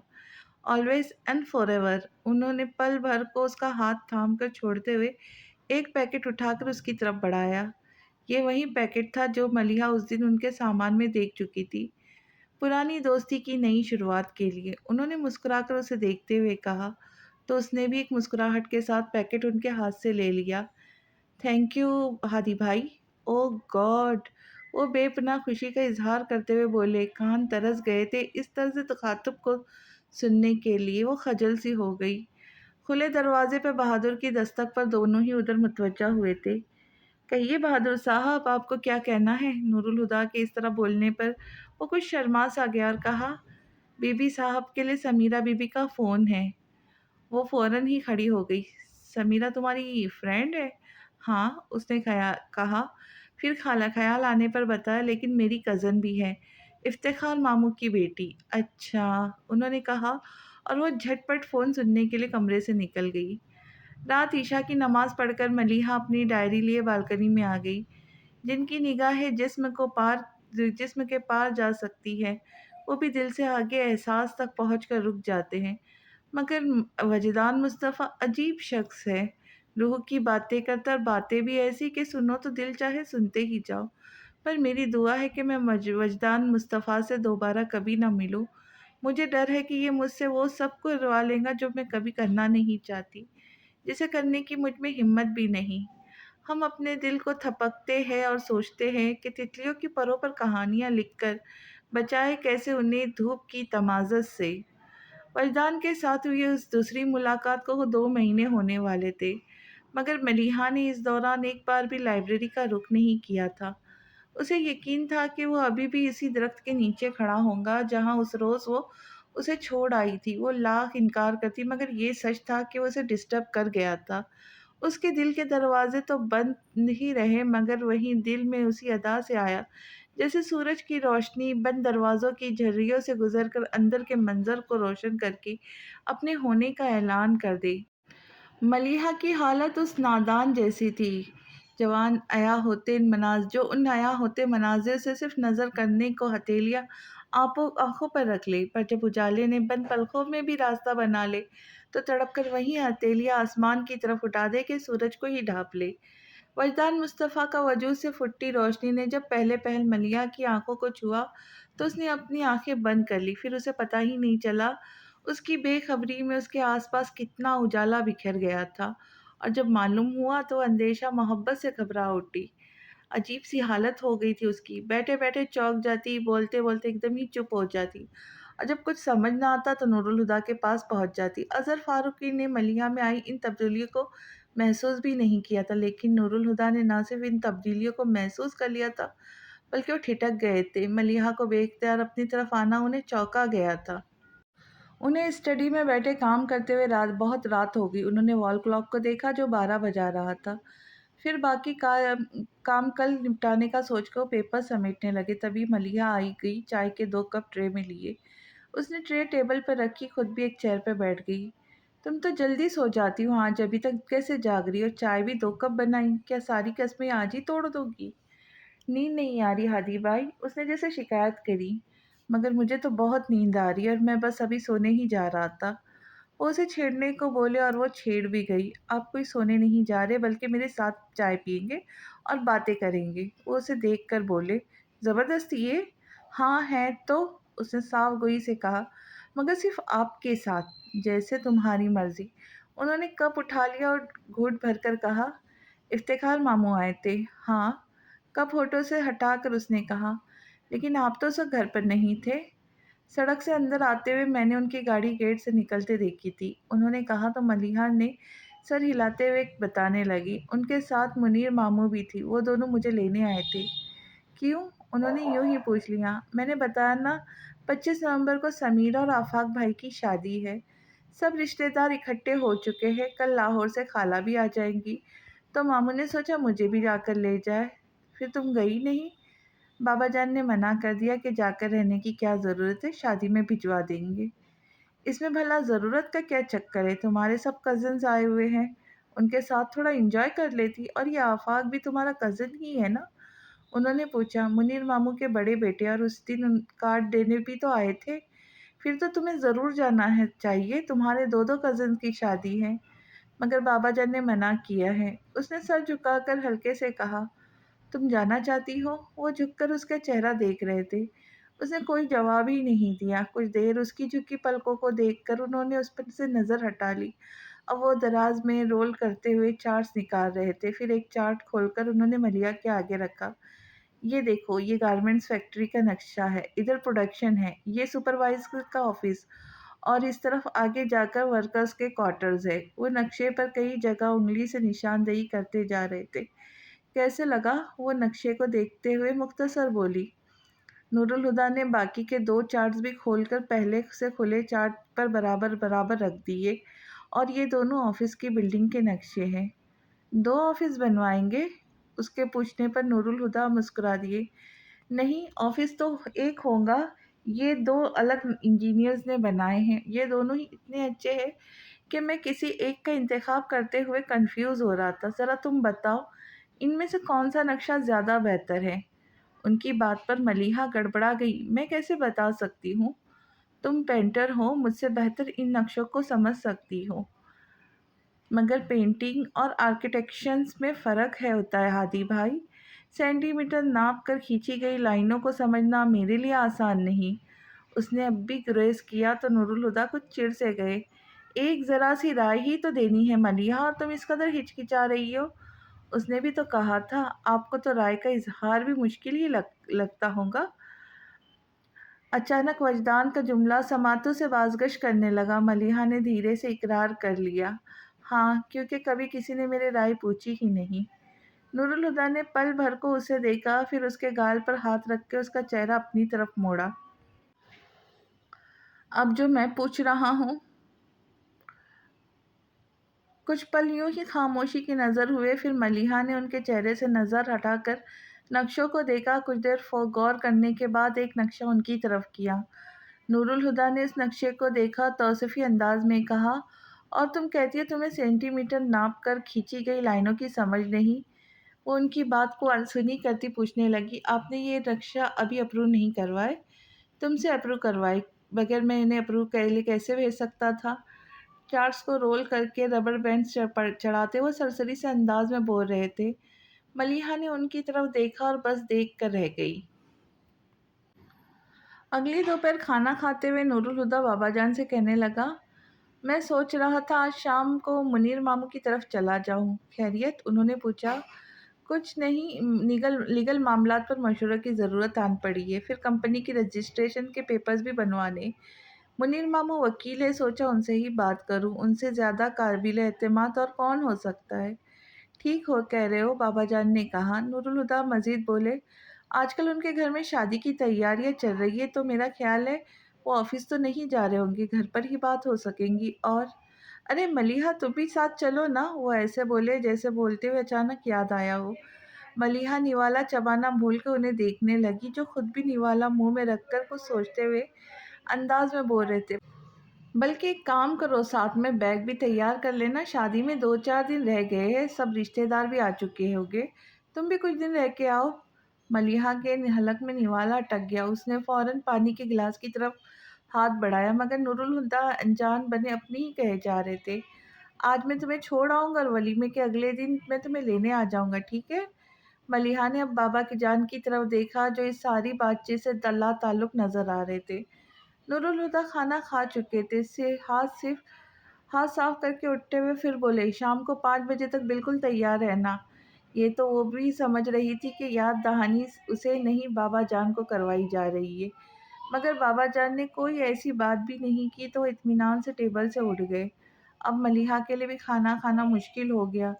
پھر جیسے ہی بابا جان کھانا ختم کر کے اٹھے، وہ نور الہدیٰ کے کمرے کی طرف بھاگی۔ نور الہدیٰ لائٹ آف کر کے سونے کے لیے لیٹ گئے تھے۔ ملیحہ آندھی طوفان کی طرح کمرے میں آئی اور لائٹس آن کر کے ان کے بیڈ پر چڑھ کر بیٹھ گئی۔ نور الہدیٰ اٹھ کر بیٹھتے ہوئے بولے، کیا بات ہے؟ ابھی آپ نیچے کیا کہہ رہے تھے؟ گو کہ وہ اس کی بات کا مطلب سمجھ گئے تھے، پھر بھی معصوم بن کر بولے، شام 5 بجے تک تیار رہنا۔ انہوں نے اپنے الفاظ دہرائے، مگر بابا جان نے منع کیا تھا۔ کب؟ وہ اب بھی بن رہے تھے، وہ تو کچھ بولے ہی نہیں، خاموشی سے کھانا کھاتے رہے۔ ओफ़ो! मैं अभी की बात नहीं कर रही, कल बाबा जान ने मामू को मना किया था। रात को वो बताया तो था, उसे उलझे देखकर वो संजीदा हो गए। कल मना किया था, आज तो नहीं, तुम बस जाने की तैयारी करो। मगर बाबा जान को कितना बुरा लगेगा, उनके मना करने के बाद आपको ऐसी बात नहीं करनी चाहिए थी। बुरा क्यों लगेगा मुझे भई? वो है बुरा क्यों लगेगा भई? हैरत से बोले। कल जब मामू तुम्हें लेने आए थे तो क्या घर पे था? नहीं। क्या बाबा जान को पता है कि तुमने मुझे उनके बारे आने के बारे में बताया था? नहीं। तो फिर उन्हें बुरा क्यों लगेगा? जबकि वो जानते हैं मैं कुछ नहीं जानता। मैंने तो यूँ ही बातों-बातों में एक बात कही थी। उन्हें अगर मना करना होता तो मना कर देते, सिंपल। तो आपने चालाकी की है, उनकी चालाकी समझकर वो हैरत से आंखें फाड़ कर बोली, मुझे नहीं पता था कि लंदन वाले इतने बेईमान होते हैं, मगर ये भी तो देखो कि लंदन वाले बेईमान भी किस कदर ईमानदारी से करते हैं। वो ढिठाई से बोलकर हंसे, क्या खाक ईमानदारी है, शर्म तो नहीं आती झूठ बोलते हुए, सीधे दोजख में जाएंगे। उसकी मलामत का नूरुल हुदा पर कोई असर नहीं हुआ, बोले ठीक है चला जाऊंगा, मगर अब तुम यहाँ से जाओ, मुझे सोना है, रात भी तुमने मेरी नींद बर्बाद की थी। उसे जाने का कहकर वो आराम से लेट गए, मगर मलिया हिली भी नहीं। उसे अब एक नई परेशानी शुरू हो गई थी। मगर हादी भाई, अगर मैं चली गई तो घर का ख्याल कौन रखेगा, आप दोनों कैसे रहेंगे? नूरुल हुदा ने सर पर से चादर हटाकर उसे देखा, फिर कहने के लिए कोहनी के बल उठते हुए कहा, घर के ख्याल रखने के लिए मुलाजिम है, और मैं और बाबा जान बच्चे नहीं है जो तुम्हारे बगैर रह ना सके। लेकिन खाना पकाने के लिए भी तो कोई होना चाहिए। बाबा जान को नमक मिर्च अपनी पसंद की ही खानी होती है, और आप भी रात के देर से घर खाते हैं। तुम्हारा असिस्टेंट बहादुर है ना, भला वो किस मर्ज की दवा है? मलिहा तप कर बोली, वो किसी मर्ज की दवा नहीं बल्कि खुद लाइलाज मर्ज है। तीनों टाइम मुझे उसके सामने खाना रख के कहना पड़ता है कि बहादुर साहब कुछ खा लीजिए वरना फौत हो जाएंगे। उसने इस तरह से कहा कि नूरुल हुदा हंसने लगे और हंसते हंसते बोले, गुलबानू भी तो है, वो सब संभाल लेंगी, फिर एक हफ्ते की ही तो बात है। फिर एकदम रौब से बोले, अब उठो, यहाँ से निकलो, चलो। उन्होंने हाथ पकड़कर उसे बेड से उठा दिया, मगर वो घूमकर वापस बैठती कहने लगी, हादी भाई ऐसा करते हैं, आज जाने की बजाय 2 दिन बाद मेहंदी के दिन रहने चली जाऊंगी, फिर वलीमे में तो आप आएंगी ही, तो मैं आपके साथ ही वापस आ जाऊंगी। उसे अब तक जोड़ तोड़ में उलझे देख कर वो गहरा सांस भरते उठ बैठे। तुम्हें ऐसा क्यों लगता है कि मैं और बाबा जान तुम्हारे बगैर रह नहीं पाएंगे? आखिर एक ना एक दिन तुम शादी करके भी तो चली ही जाओगी। एक पल वो उनकी बात पर शर्माई, फिर ढीठ बनकर बोली, मेरी शादी हो गई तो आप कौन सा कुंवारे बैठे रहेंगे, देख लीजिएगा, मेरे जाने के बाद आपकी बेगम आकर मुझे रिप्लेस कर देंगी। बहुत बोलने लगी हो, मगर मज़ीद मैं तुम्हारी कोई बात नहीं सुन सकता, मुझे सोना है। लेकिन हादी भाई, वो फिर से कुछ कहने लगी तो नूरुल हुदा चादर फेंक कर बिस्तर से उठे और उसे बाजू से पकड़कर बाहर की तरफ ले जाते बोले, तुम्हारे जितने भी लेकिन वेकिन अगर मगर है, इनका जवाब मैं शाम में दूंगा, और अगर तुमने 5 बजे से पहले मेरे कमरे में कदम रखा तो तुम्हें ऐसी जगह छोड़ आऊँगा कि कभी चाह कर भी वापस ना आ सकूँगी। उसे कमरे से बाहर छोड़कर वापस अंदर मुड़े तो मलिहा भी, हादी भाई बात सुने, कहती उनके पीछे आई, मगर दरवाज़ा धाड़ करता उसके मुंह पर बंद किया। मलिहा ने मुक्का बनाकर दरवाजे में मारने के लिए उठाया, फिर खुद ही हाथ गिराकर मुंह बनाती कमरे में आ गई। कमरे में आकर उसने अपना बैग तैयार किया, फिर शाम के लिए कपड़े निकाल कर प्रेस किए। ठीक 5 बजे वो तैयार होकर नूरुल हुदा के कमरे के दरवाजे पे दस्तक दे रही थी। इनकी उनकी आवाज़ पर दरवाज़ा खोल कर अंदर आ गई। नूरुल हुदा ब्लैक ड्रेस पैंट पर ब्लैक ही शर्ट पहने, गले में एक मैरून और दूसरी ब्राउन डोनिस वाली टाई लटकाए ड्रेसिंग के सामने खड़े थे। उसे देखकर बोले, मलिहा ज़रा बताना दोनों में से कौन सी टाई बहुत ज़्यादा सूट करेंगी? वो बैग वहीं साइड में रखते हुए उनकी तरफ देखकर बोली, आप हर बात में मेरी राय लेना ज़रूरी क्यों समझते हैं? उन्होंने दो बदू जवाब दिया, अगर तुम हर बात में बहस करना क्यों ज़रूरी समझती हो? उसने सर झटका, फिर 2 कदम आगे आकर एक निगाह उनके सीने पे डाली और जाकर अलमारी में से कुछ ढूंढने के बाद आयुध की तरफ आई। फिर उनके गले से दोनों टाइयाँ निकालकर हाथ में पकड़ी ऐश ग्रे कलर की टाई उनके गले में बांधने लगी। गैर इरादी तौर पर नूरुल हुदा की निगाहें उस पर टिक गई। वो इस वक्त सफ़ेद रंग की जॉर्जेट की शलवार पर शिफॉन की कमीज़ पहने, सफ़ेद शिफॉन का ही दुपट्टा कंधों पर फैलाए खड़ी थी।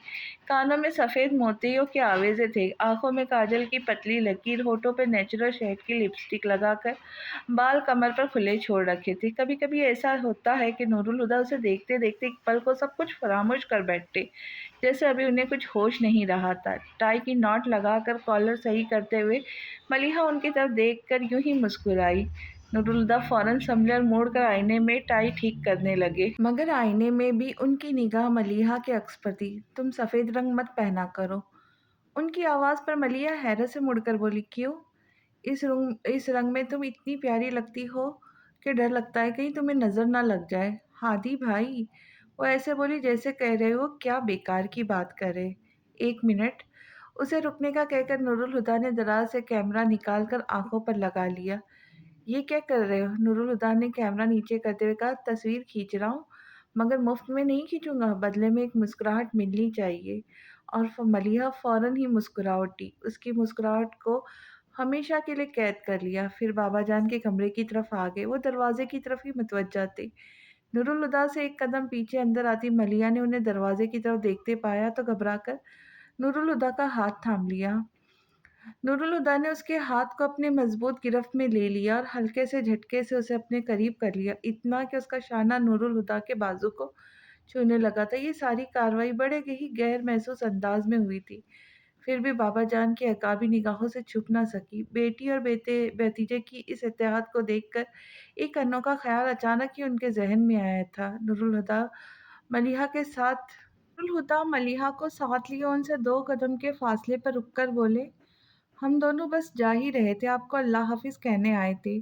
وہ ابھی تک کسی خیال کے زیر اثر تھے، زیر لب مسکرا دیے۔ نور الہدیٰ ان کے معنی خیز مسکراہٹ کا مطلب تو نہ سمجھے، پر اسے ہی غنیمت خیال کرتے ہوئے بولے، اللہ حافظ کہہ کر پلٹ گئے۔ ملیحہ نے بھی جھٹ سے اللہ حافظ بابا جان کہا اور ان کے ساتھ ہو لی۔ نور الہدیٰ کا دھیان بھی نہیں رہا تھا کہ کمرے سے نکلتے وقت بھی ملیحہ کا ہاتھ ان کے ہاتھ میں تھا اور بابا جان نے باہم تھامے ہوئے ان ہاتھوں کو دیکھتے ہوئے اپنے خیال کو فیصلے میں بدل دیا تھا۔ کار گیٹ پر روک کے نور الہدیٰ نے ملیحہ سے کہا، جاؤ؟ تو اس نے کہا، آپ اندر نہیں آئیں گے؟ اس وقت مجھے کہیں اور جانا ہے، اندر جاؤں گا تو دیر ہو جائیں گی، انہوں نے مجبوری بتا کر کہا۔ ملیحہ حیران نظروں سے ہادی کو دیکھتے ہوئے گیٹ کی طرف چل پڑی۔ 3 منزلہ اس بڑے مکان میں ملیحہ کے دونوں ماموں کے خاندان آباد تھے۔ بڑے افتخار حسین کی 3 بیٹیاں تھیں، عظمیٰ، سائمہ اور سمیرہ۔ بڑی دونوں شادی شدہ تھی، سمیرہ اور ملیحہ کی ہم عمر تھی اور اب اس کا نمبر تھا۔ چھوٹے ماموں کی منیر حسن کے سب سے بڑے بیٹے آفاق تھے، جن کی سمیرہ کے ساتھ شادی ہوئی تھی۔ ان سے چھوٹی گوہر شادی شدہ تھی، پھر سمد تھا جو ملیحہ اور سمیرہ کا ہم عمر تھا، اور اس سے چھوٹی ارم تھی جس نے ڈور بیل کی آواز پر گیٹ کھولا تھا۔ پھر ملیحہ کو دیکھ کر کہا، ہائے ملیحہ اپی، آپ، کہہ کے اس سے لپٹ گئی، پھر فوراً ہی الگ ہو کر اندر سب کو بتانے بھاگ گئی۔ ملیحہ نے گیٹ بند کیا اور بیگ اٹھا کر بڑا سا لان پار کر کے دالان تک پہنچی تو سب گھر والے اس کے استقبال کو آ پہنچے۔ سب سے پہلے اس کی نظر خالہ پہ پڑی۔ السلام علیکم خالہ۔ وہ سلام کرتی ان کے گلے لگ گئی۔ وعلیکم السلام بیٹی، جیتی رہو، اللہ عمر دراز کرے، ساتھ لپٹائے۔ وہ ملیحہ کو دعائیں دیتی بولی، آج صبح ہی پہنچی تھی، سوچ رہی تھی کہ جنید جاگ جائے تو اس سے کہوں گی مجھے ملیحہ سے ملا لائے، دیکھو ذرا گھڑی قبولیت، دعا قبولیت کی گھڑی تھی۔ آمنہ، کیا بچوں کو دروازے پہ ہی کھڑی ہو، اندر تو لے آؤ، یہ بڑی ممانی تھی۔ ملیحہ نے انہیں بھی سلام کیا، بیٹی اندر آ جاؤ۔ وہ سلام کا جواب دے کے اسے ساتھ لے کے اندر بڑے سے ہال میں لائی جو سیٹنگ روم کے طور پر استعمال ہوتا تھا۔ وہ صوفے پہ بیٹھ چکی تھی تو ممانی کو خیال آیا، ملیحہ کیا اکیلی آئی ہو؟ نہیں ممانی جان، ہادی بھائی چھوڑ گئے تھے۔ نور الہدیٰ، انہوں نے تصدیق چاہی، جی۔ تو دروازے سے کیوں جانے دیا؟ روک لیتی، انہیں کسی ضروری کام سے جانا تھا، کہہ رہے تھے پھر آئیں گے۔ نور الہدیٰ بھی جوان ہو گیا ہوگا، آخر بار جب میں نے دیکھا تو 17-18 سال کا تھا، آمنہ خالہ نے ہوائی تبصرہ کیا۔ چھوٹی ممانی بولی، ایسا ویسا آپا، نگاہ نہیں ٹھہرتی، فریال ہوتی آج تو بیٹے کا صدقہ نکالتی، آخر پالنے والی تو وہی تھی، اللہ جنت نصیب کرے۔ اس نے کبھی اپنے پرائے کا فرق نہیں کیا، تبھی تو نور الہدیٰ نے اس گھر سے رشتے جوڑ رکھے۔ لندن سے آتے ہی دوسرے دن ماموں کو سلام کرنے گھر آ گیا۔ پھر ملیحہ سے بولی، بھائی صاحب کیسے ہے؟ ٹھیک ہے۔ آفاق بھائی نظر نہیں آ رہے؟ اپنے کسی دوست کی تلاش میں نکلے؟ اور سمیرہ؟ اس نے مزید پوچھا، اپنے کمرے میں جب سے مائیوں بٹھایا ہے، सारा वक्त सोती रहती, कहती है फारिग बैठे और क्या हो करूँ। मैं उसे देखती हूँ, वो दरवाजे के साथ मौजूद सीढ़ियाँ चढ़ती ऊपर समीरा के कमरे में आ गई। सुना था शादी करीब हो तो रातों की नींद उड़ जाती, पर यहाँ तो दिन में भी ख्वाब खरगोश के मजे लिए जा रहे। उसने कहते हुए जरा सी चादर को खींचा जिसे बिन्ना कर वापस तान लिया गया।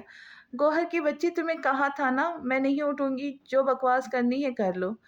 अभी शादी हुई भी नहीं और हवास इस कदर मुअत्तल कि मेरी आवाज़ भी नहीं पहचानी जा रही। शादी के बाद तो शक्ल भी नहीं पहचानूंगी। चादर तले ठिठकने के आसार नमूदार हुए। फिर एक आंख निकाल कर बाहर जाकर मलिहा पर नजर पड़ते ही ये तुम हो कह के चादर फेंकती वो दीवाना वार मलिहा से लिपट गई। समीरा बस करो, पसलियां तोड़ दूंगी। मलिहा ने बमुश्किल उसे खुद से अलग किया। वो अलग तो हो गई पर उसे जोरदार हाथ मारकर बोली, बदतमीज, जब अब्बू और चाचू तुम्हें लेने गए थे तब क्यों नहीं आई। अब आ गई हूँ ना, वो मताने से बोली। अब भी नहीं आती तो मैं तुम्हें जान से मार देती। इतने में एक बच्चा भागा भागा आया, बोला, खाला मम्मा कह रही है आकर चाय पी ले। वो बोलकर वापस भागा। चलो, मलिहा ने उसे साथ उठाया। सिर्फ तुम्हें बुलाया, मेरे तो बाहर निकलने पे पाबंदी है। खुदा न खास्ता आफाक साहब की नज़र पड़ गई तो उनकी ईमान की शदीद खतरात लाहक हो जाएंगे। वैसे सख्त नाइंसाफ़ी है, उन्हें भी कमरे में बंद कर देना चाहिए था। आखिर हम भी साहब ईमान हैं। उनके जले कटे अंदाज पर हंसते हुए मलिहा ने कहा, तुम्हारे ईमान का भी ख्याल है, इसलिए तो कमरे में बिठाया है। तो क्या फ़ायदा, मैं खिड़की में से उन्हें आते जाते देख लेती हूँ। क्या? मलिहा ने आंखें फाड़ कर उसे देखा तो ढिठाई से हंसने लगी। बहुत बेशरम हो। फिर उठते हुए बोली, अभी आकर तुम्हें देखती हूँ। चाय के दौरान ही मगरिब का वक्त हो गया। बाकी सब लोग नमाज पढ़ रहे थे कि वो नमाज पढ़कर दालान में बिछे तख्त पर आ बैठी। दोनों पाँव सैंडल से आज़ाद करके ऊपर उठाए वो फुर्सत से बैठी थी। आसमान का रंग गहरा होने लगा था और कहीं कुछ चरिंदे परिंदे अपने आशियानों तक पहुंचने की कोशिश में उड़े जा रहे थे। वो फारिग बैठी इन परिंदों को देख रही थी। फिर यूं ही भटकती उसकी नज़र तख्त पर कुछ हाथ के फासले पर रखे दुपट्टे पे पड़ी, जिस पर कुछ देर पहले साइमा लेस टाक रही थी। करने को और कुछ था नहीं, लेस और दुपट्टा था। वो टाकने लगी। गेट का दरवाज़ा खोलकर कोई अंदर आया था। मलिहा ने ध्यान नहीं दिया। इतनी सी देर में ही वो समझ गई थी कि ये आमोदरफ्त भी शादी के हंगामों का ही एक हिस्सा है। अंदर आने वाला शाम के धुंधलके में दालान की रोशनी में तख्त पर बैठी सुई धागे में उलझी लड़की को देखकर पहले तो आगे बढ़ने लगा, फिर कुछ शक सा हुआ तो उसके चेहरे की तरफ देखा। आप? हैरत भरी इस आवाज़ पर मलिया समझी तो नहीं मुखातिब वो थी। फिर भी सर उठाकर देखा तो चॉकलेट कलर की शलवार कमीज में मलबूस वजदान को देखकर हैरत कुछ इस तरह गालिब आई कि एहसास भी नहीं हुआ और सुई दुपट्टे में गुजारने की बजाय सीधी बाएं हाथ के अंगूठे में घुसा दी। मलिहा का तो अंगूठे में उठती टीसों की तरफ ध्यान भी नहीं गया। वजदान ने उसके अंगूठे से खून के कतरे को उभरते देखा तो सर झटकता उसके पास चलाया। ये आपने क्या किया? वो उसे मलामत करता उसके सामने घुटना जमीन पर टिकाता हुआ बैठा और उसका हाथ थामने को हाथ बढ़ाया तो मलिया ने करंट खाकर अपना हाथ पीछे कर लिया। वजदान ने सर उठाकर उसकी तरफ देखा, फिर जेब से रुमाल निकालकर उसकी तरफ बढ़ाया। इसे तो ले सकती है। मलिहा ने कुछ हिचकिचाहट के बाद रुमाल ले लिया। रुमाल से खून साफ करते हुए उसने वजदान को कहते सुना, आपने लाइब्रेरी आना क्यों छोड़ दिया? मलिहा ने चौंक कर उसे देखा। आपको कैसे पता? वो कुछ भी बोले बगैर मुस्कुराया तो मलिहा ने आंखें फैलाकर उसे देखा। तो आप रोज़ वहाँ जाते हैं? मेरा मतलब है 2 महीने से आप कैसे?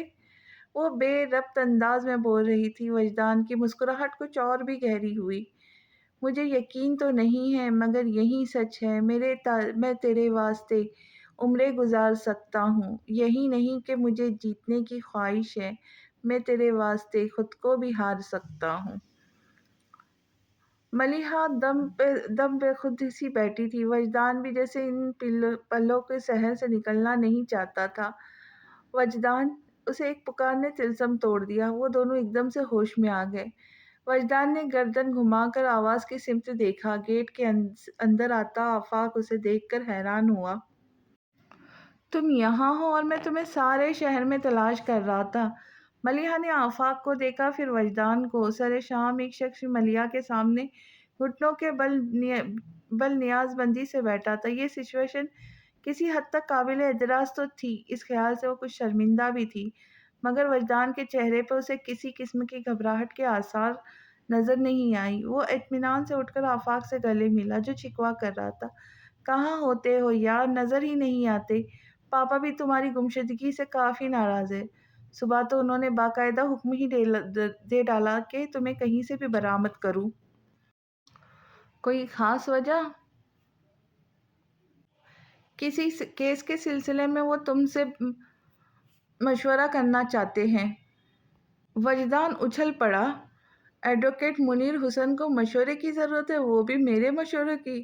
کچھ ایسا کہو جسے میں مان بھی لوں۔ سیریسلی یار، پاپا تجھے بہت مانتے ہیں، اور جب سے میں نے ان کے لیگل فرم جوائن کرنے کی بجائے لیگل ایڈورٹائزر کی جاب کی ہے، تیرے نام سے مجھے طعنے بھی سننے پڑتے۔ چل اندر تو آ۔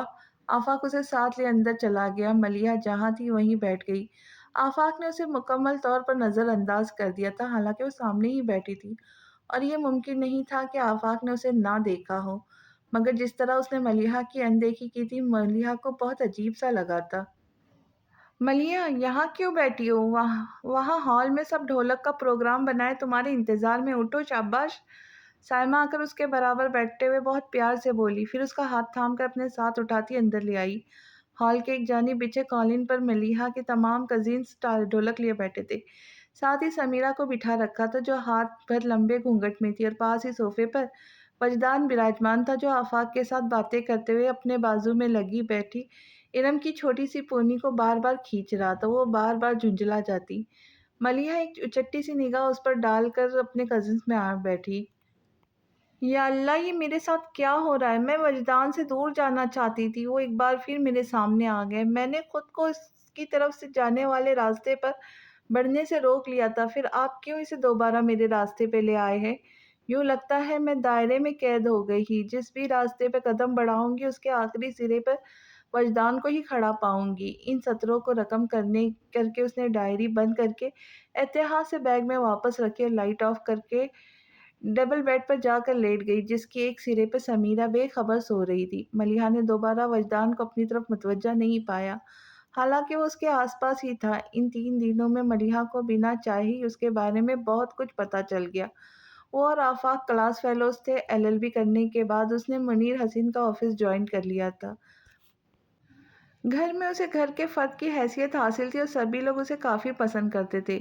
بڑے ماموں افتخار حسن تو وجدان کو بیٹا بنا رکھا تھا۔ مہندی کا انتظام چھت پر کیا ہوا تھا۔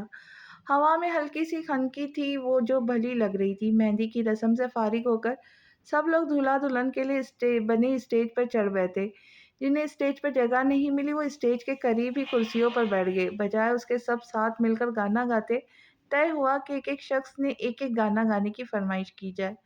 اب وہاں جیسے میوزک کنسرٹ چل رہا تھا، ایک ایک کر کے سب اسٹیج کے بیچوں بیچ آ کر بیٹھ گئے اور گانا گا کر اٹھ جاتے۔ ملیحہ اسٹیج کے نیچے کرسی پر بیٹھی تھی، پنک کلر کے کپڑوں پر ہلکی سی شال لپیٹے ہوئے تھی۔ گوہر وحید مراد کا کوکو کورینا گا کر اسٹیج سے اتری اور سب تالیاں بجانے لگے کہ سمد نے آواز لگائی، اب وجدان کی باری۔ سب نے سمد کی پیروی میں وجدان کا نام پکارنا شروع کیا۔ وجدان اپنی جگہ سے اٹھ کر سب کے بیچ میں آ کر الٹی پالٹی مار کر بیٹھ گیا۔ میں گانا نہیں بلکہ ابن انشا کی ایک نظم سناؤں گا۔ ارشاد ارشاد ارشاد کی آواز ابھری۔ سب شور اٹھ تھما تو وجدان اپنی پر اسرار آواز میں گویا ہوا، ہم گھوم چکے بستی بن میں، ایک آس کی فاس لیے من میں، کوئی ساجن ہو کوئی پیارا ہو، کوئی دیپک ہو کوئی تارا ہو، جب جیون رات اندھیری ہو، ایک بار کہو تم میری ہو۔ وجدان کی آنکھیں بند تھی، وہ ملیحہ کو نہیں دیکھ رہا تھا، پر ملیحہ کو یوں لگا جیسے وہ اس بھرے مجموعے میں خاص طور پر اسی سے مخاطب تھا۔ اس کے چہرے کی وجاہت بھرے نقوش کو ملیحہ پہلی بار دل کی آنکھوں سے دیکھ رہی تھی، اور پہلی بار ہی اس نے جانا تھا کہ دل کی آنکھ سے دیکھنا کیسا لگتا ہے۔ وہ وجدان کی آواز کو روح کی گہرائی سے سن رہی تھی۔ اس نے محسوس کیا روح کی سماعتیں بہت محدود ہے، اس آواز کے سوا اسے اور کچھ سنائی نہیں دے رہا۔ جب ساون بادل چھائے ہو، جب فاگن پھول کھلائے ہو، جب چندہ روپ لٹاتا ہو، جب سورج دھوپ نہاتا ہو یا شام نے بستی گھیری ہو، ایک بار کہو تم میری ہو۔ اس جملے کی بازگشت اس کے وجود میں دور دور تک پھیل گئی۔ وہ گھبرا کر کھڑی ہوئی، پر دوسرے ہی قدم ایک پکار نے زنجیر کیا تھا۔ ہاں دل کا دامن پھیلا ہے، کیوں گوری کا من میلا ہے، ہم کب تک پریت کے دھوکے میں، تم کب تک دور جھروکے میں، کب دید سے دل کو سیری ہو، ایک بار کہو تم میری ہو۔ وہ مڑ کر اسے دیکھنے لگی۔ کیا جھگڑا سود خسارے کا، یہ کاج نہیں بنجارے کا، جب سونا روپا لے جائے، سب دنیا دنیا لے جائے، تم ایک مجھے بہتری ہو، ایک بار کہو تم میری ہو۔ نظم ختم ہوئی اور وجدان نے آنکھیں کھول کر دیکھا تو نظر سیدھی ملیحہ کے وجود سے ٹکرائی۔ بس ایک پل کے لیے وجدان کی آنکھوں میں اس کی پوری جان سمٹ آئی تھی، مگر اگلے ہی پل سنبھل کر وہ اٹھ بیٹھا۔ ملیحہ اندھیرے میں کھڑی تھی، اس لیے وجدان اس کے چہرے کو نہیں دیکھ سکا جہاں کشمکش نظر آ رہی تھی۔ کیا جھگڑا سود خسارے کا، یہ کاج نہیں بنجارے کا، وہ زیر لب دہراتے ہوئے کہہ رہی تھی، مگر دل تو اندیشے سے بھرا تھا۔ وہ الجھ گئی تھی، اور الجھن کو کبھی خود ہی سلجھ جاتی ہے، اس نے جانا نہ تھا، مگر اب وہ بہت سے انجانے رازوں کو جاننے والی تھی۔ میجنٹا اور بلو کنٹراسٹ کی شرارہ سوٹ میں وہ اپنی کزنز کے ہمراہ دلہن بنی سمیرہ کو لیے اسٹیج تک آئی۔ اسے آفاق کے پہلو میں بٹھا کر اس کا دوپٹہ ٹھیک کر کے وہ سیدھی ہوئی اور اسٹیج سے اترنے لگی کہ افتخار حسن نے آواز دی، ملیحہ! وہ فوراً پلٹی، جی ماموں جان۔ بیٹا فون کرو، بھائی صاحب ابھی تک نہیں آئے۔ ان کی بات پر وہ کچھ توقف کے بعد بولی، ماموں جان آپ تو جانتے ہیں نا بابا جان کو، وہ کبھی بھی پرہجوم جگہوں پر جانے کے لیے تیار نہیں ہوتے۔ وہ جانتے تھے، اس لیے پھر اصرار نہیں کیا اور نور الہدیٰ کا پوچھنے لگے، نور الہدیٰ تو آئیں گا نا؟ جی ماموں جان، صبح میری ہادی بھائی سے بات ہوئی تھی، وہ کہہ رہے تھے وہ آئیں گے، تھوڑی دیر میں آتے ہی ہوں گے۔ وہ سر ہلا کر کسی اور طرف متوجہ ہو گئی تو ملیحہ بھی اپنا شرارہ سنبھال کر اسٹیج سے اتری، وجدان کے برابر سے انجان بن کر گزر گئی۔ ملیحہ! جب افتخار حسین نے ملیحہ کا نام پکارا تو ملیحہ سے 2 قدم ہی پیچھے تھا، اور اپنے آپ ہی اس کے احساسات کو ایک نام مل گیا تھا۔ اس نے اس نام کو زیر لب دہرایا، یوں کہ ہونٹ تو ہلے مگر آواز نہیں ابھری۔ ملیحہ نے کوئی آواز نہیں سنی، پر اسے احساس ہوا کوئی اس کا نام لے رہا تھا۔ وہ بے ساختہ پلٹ کر بولی، جی، مگر وجدان کو دیکھ کر سٹپٹا گئی۔ اس کے سوالیہ انداز پر وجدان بولا، سب کچھ تو کہہ چکا ہوں، اب اور کیا کہوں؟ وہ گڑبڑا کر فوراً ہی پلٹ گئی، مگر جانے کیا ہوا، کچھ قدم چل کر ہی وہ اچانک پھر پلٹی اور فون کلر کے ڈنر سوٹ میں وجدان کو دیکھا۔ وہ اسے ہی دیکھ رہا تھا۔ ملیحہ کی آنکھیں اس کی آنکھوں سے الجھ گئی۔ پہلی بار ایسا ہوا کہ وجدان کو دیکھ کر ملیحہ کے دل کی دھڑکن بے ترتیب ہو گئی۔ وہ ٹھٹک گئی۔ آگہی کا پل اس کی زندگی میں آ چکا تھا۔ اس نے بے یقینی سے وجدان مصطفیٰ کی طرف دیکھا۔ وجدان نے آنکھ کے اشارے سے پوچھا، کیا ہوا؟ وہ یوں ہی اس کی طرف دیکھتی رہی، پھر اپنے احساسات پر غور کرتے ہوئے الجھے انداز میں سر کو جھکا لیا تو اس کے بال کندھے سے پھسلتے ہوئے اس کے رخ کو ڈھک گئے۔ ایک ہاتھ سے بال ہٹاتے ہوئے اس نے پھر وجدان کو دیکھا، جو بہت دلچسپی سے اس کے ہر انداز کو نوٹ کر رہا تھا، اور پھر پہلی ہی بار وجدان نے اسے خود سے شرماتے دیکھا تھا۔ نظریں چراتے ہوئے رخ بدل کر وہ ہونٹوں پہ مسکرائی، پھر فوراً ہی پلٹ کر بھاگتے ہوئے ہال کی ایک جانب بنے ڈریسنگ روم میں جا چھپی۔ اس نے گو کچھ نہیں کہا تھا، لیکن سامنے وہ شخص کھڑا تھا جس نے اسے حفظ کر لیا، بھلا ہی اس حادثے کی خبر کیسے نہ ہوتی۔ وجدان نے کھل کر مسکراتے ہوئے سر اٹھا کر آسمان کی طرف دیکھا، اور دل ہی دل میں اس نے رب کا شکریہ ادا کرنے لگا جس نے آج اس کی محبت کو معتبر کر دیا۔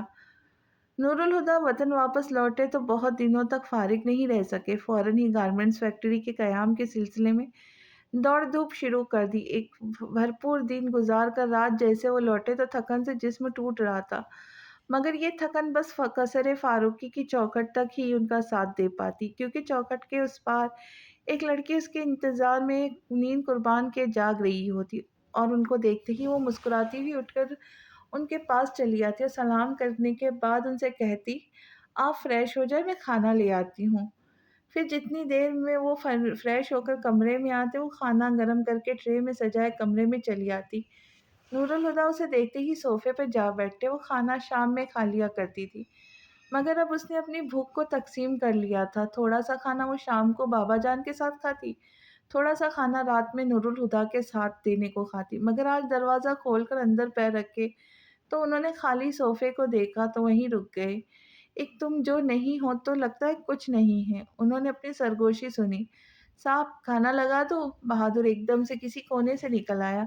रहने दो यार, भूख नहीं है। वो बहुत बेजारी से बोलकर वो दरवाजे के आगे बनी स्टेप पर बैठ गए। बहादुर सर हिलाकर वापस गायब हो गया। नूरुल हुदा ने कोट रान पर रखा, आस्तीन ने कोहनियों तक पहले से ही चढ़ा रखी थी। टाई की नॉट खींचकर ढीली करते हुए उन्होंने गिरेबान के बटन भी खोल दिए, फिर कलाई पर बंधी घड़ी पर नजर डाली। मुस्कुरा कर उठे। इस वक्त उन्हें शादी हॉल में होना चाहिए था, वो जानते थे। मलिहा इस वक्त बेसब्री से उनका इंतजार कर रही होंगी। खुद वो भी उसे भरपूर नज़र से देख लेने को बेचैन थे, मगर फिर ये ख्याल कि वो उनकी राह देखे हुए बस उन्हें सोच रही होंगी, कहीं ज़्यादा कैफ आ गई तो। वो एक हाथ से गद्दी मसलते खुद से बोले, कभी सोचा भी नहीं था कि एक लड़की मुझ जैसे शख्स ऐसे अमेचर हरकत करवा लेंगी। खुद पर मुस्कुराते हुए उन्होंने कोट की जेब से सिगरेट का पैकेट निकाला और सिगरेट निकालकर होठों में दबा के जेब से लाइटर निकाल कर जलाया। सिगरेट सुलगाते हुए कुछ याद करके उनके हाथ को एक पल को रुके, फिर एक गहराई मुस्कुराहट के साथ झटके से उन्होंने सिगरेट सुलगा लिया। ग्लास वॉल पर से गुजरकर उनकी नज़रें लाउंज के सोफे पर ठहरी, जिस पर बैठकर उनका इंतजार करते वो पहली रात सो गई थी।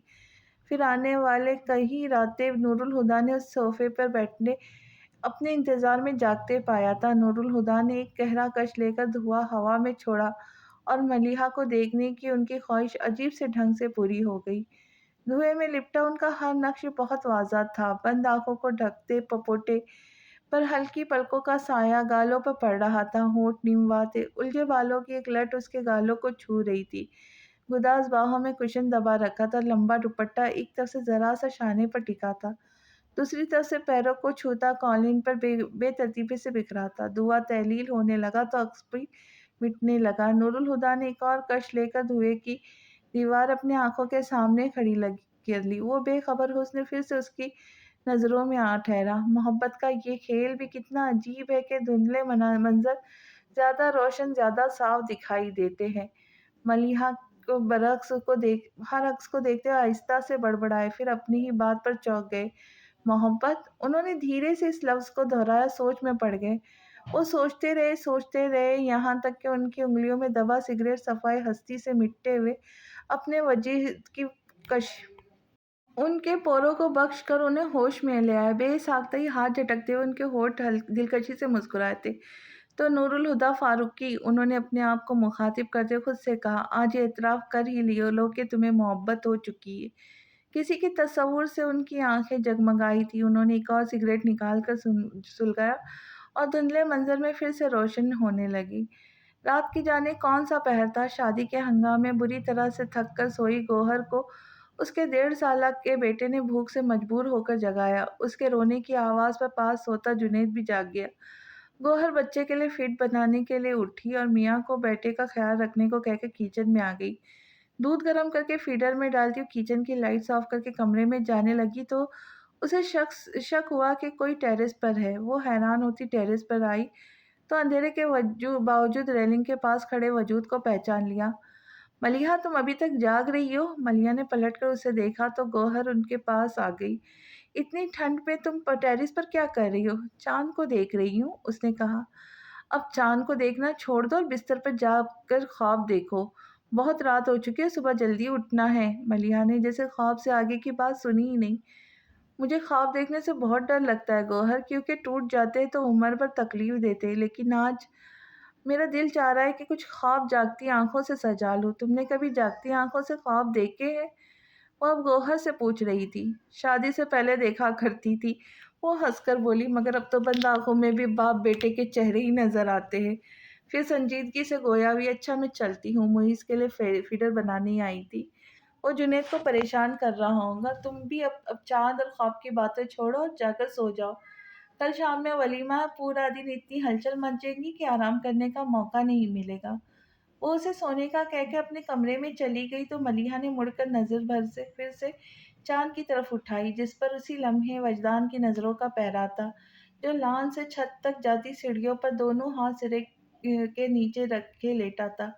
बार बार शाम का वो मंजर उसकी निगाहों में घूम रहा था और होठों की मुस्कुराहट लम्हा लम्हा गहरी होती जा रही थी। نور الہدا، ملیحہ اور وجدان تینوں کی آنکھیں زندگی میں پہلی بار رت جگہ سے آشنا ہو رہی تھی، اور تینیں ہی اس بات سے لا علم تھی کہ اس ایک رات کا جاگنا انہیں ساری عمر جگائے گا۔ آج نور الہدا ملیحہ کو لینے آنے والے تھے۔ وہ دو راتوں سے سو نہیں سکی تھی۔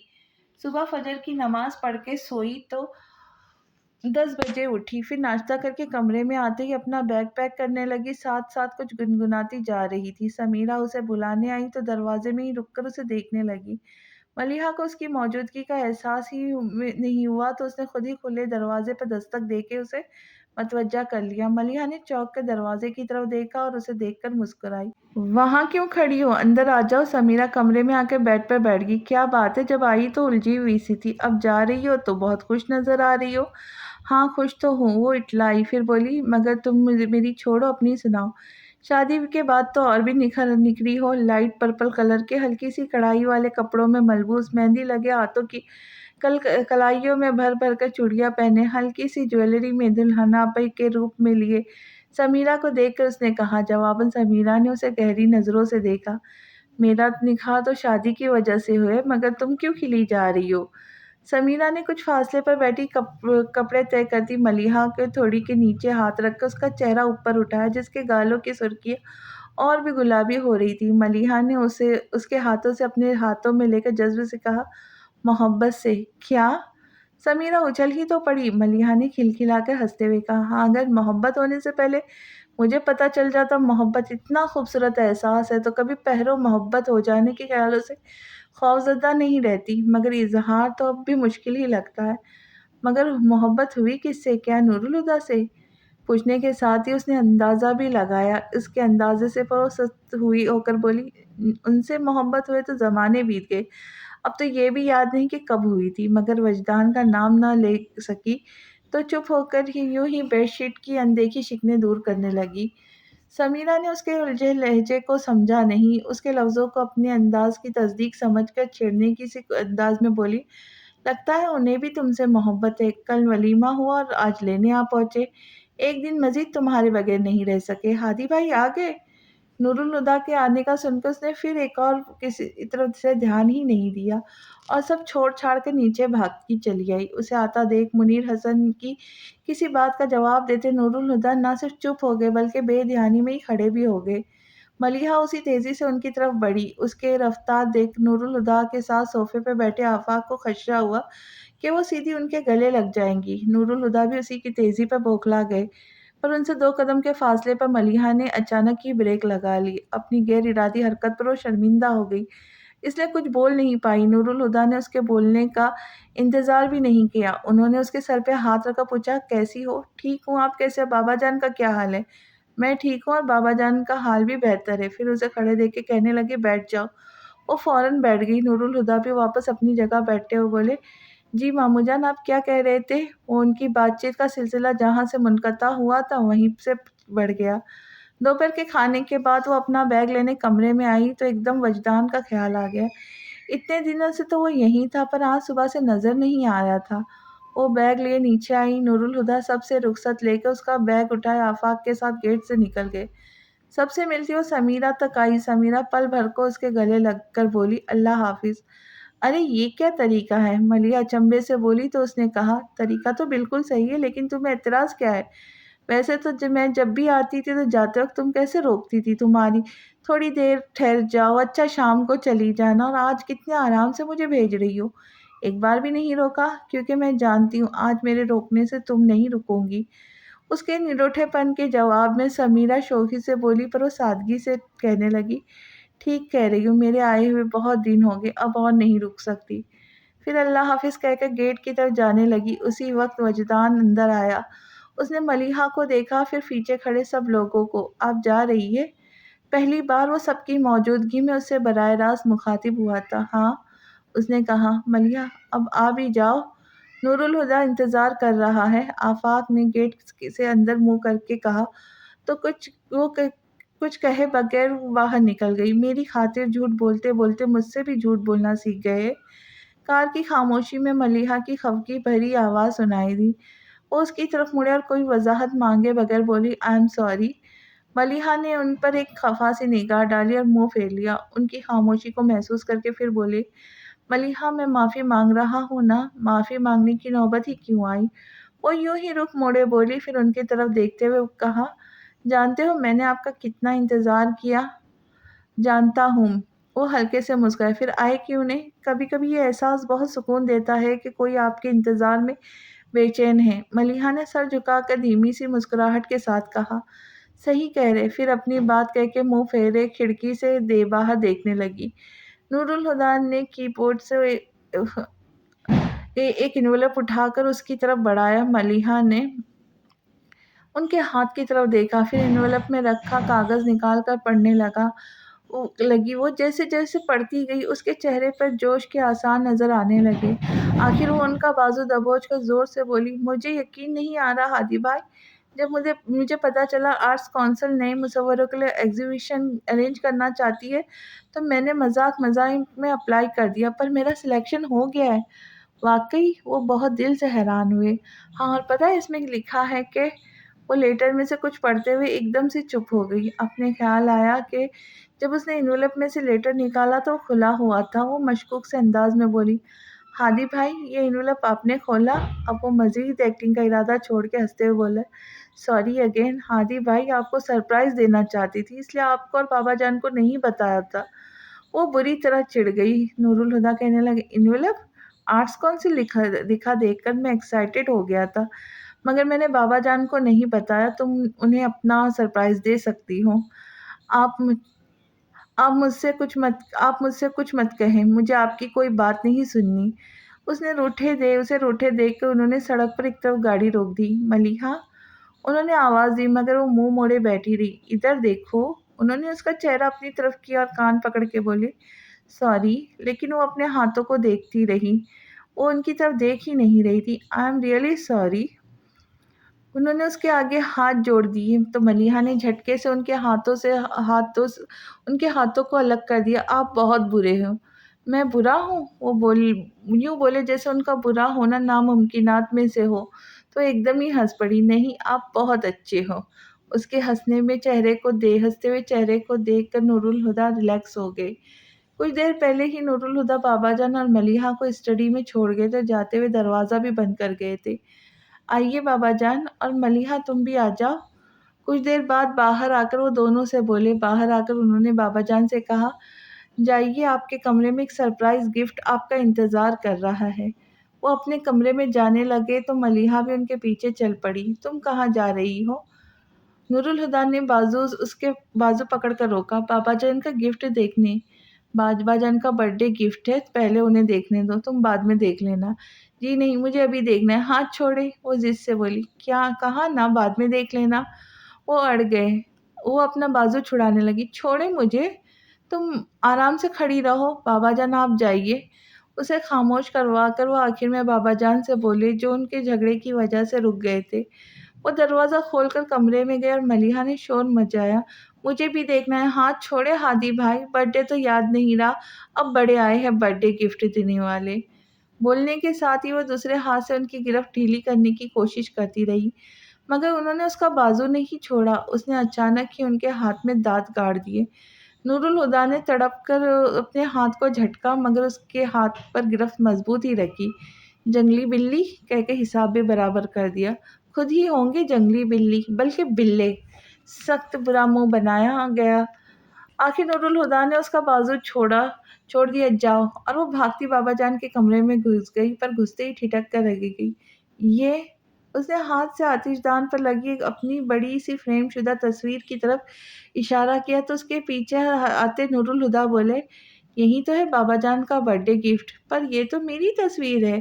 وہ اب بھی حیران تھی۔ ہاں، اور مجھے بابا جان کے لیے سب سے بہتر کوئی تحفہ ہی نہیں ملا، اس کے مقابلے پر میں اور کوئی تحفہ قبول بھی نہیں کرتا۔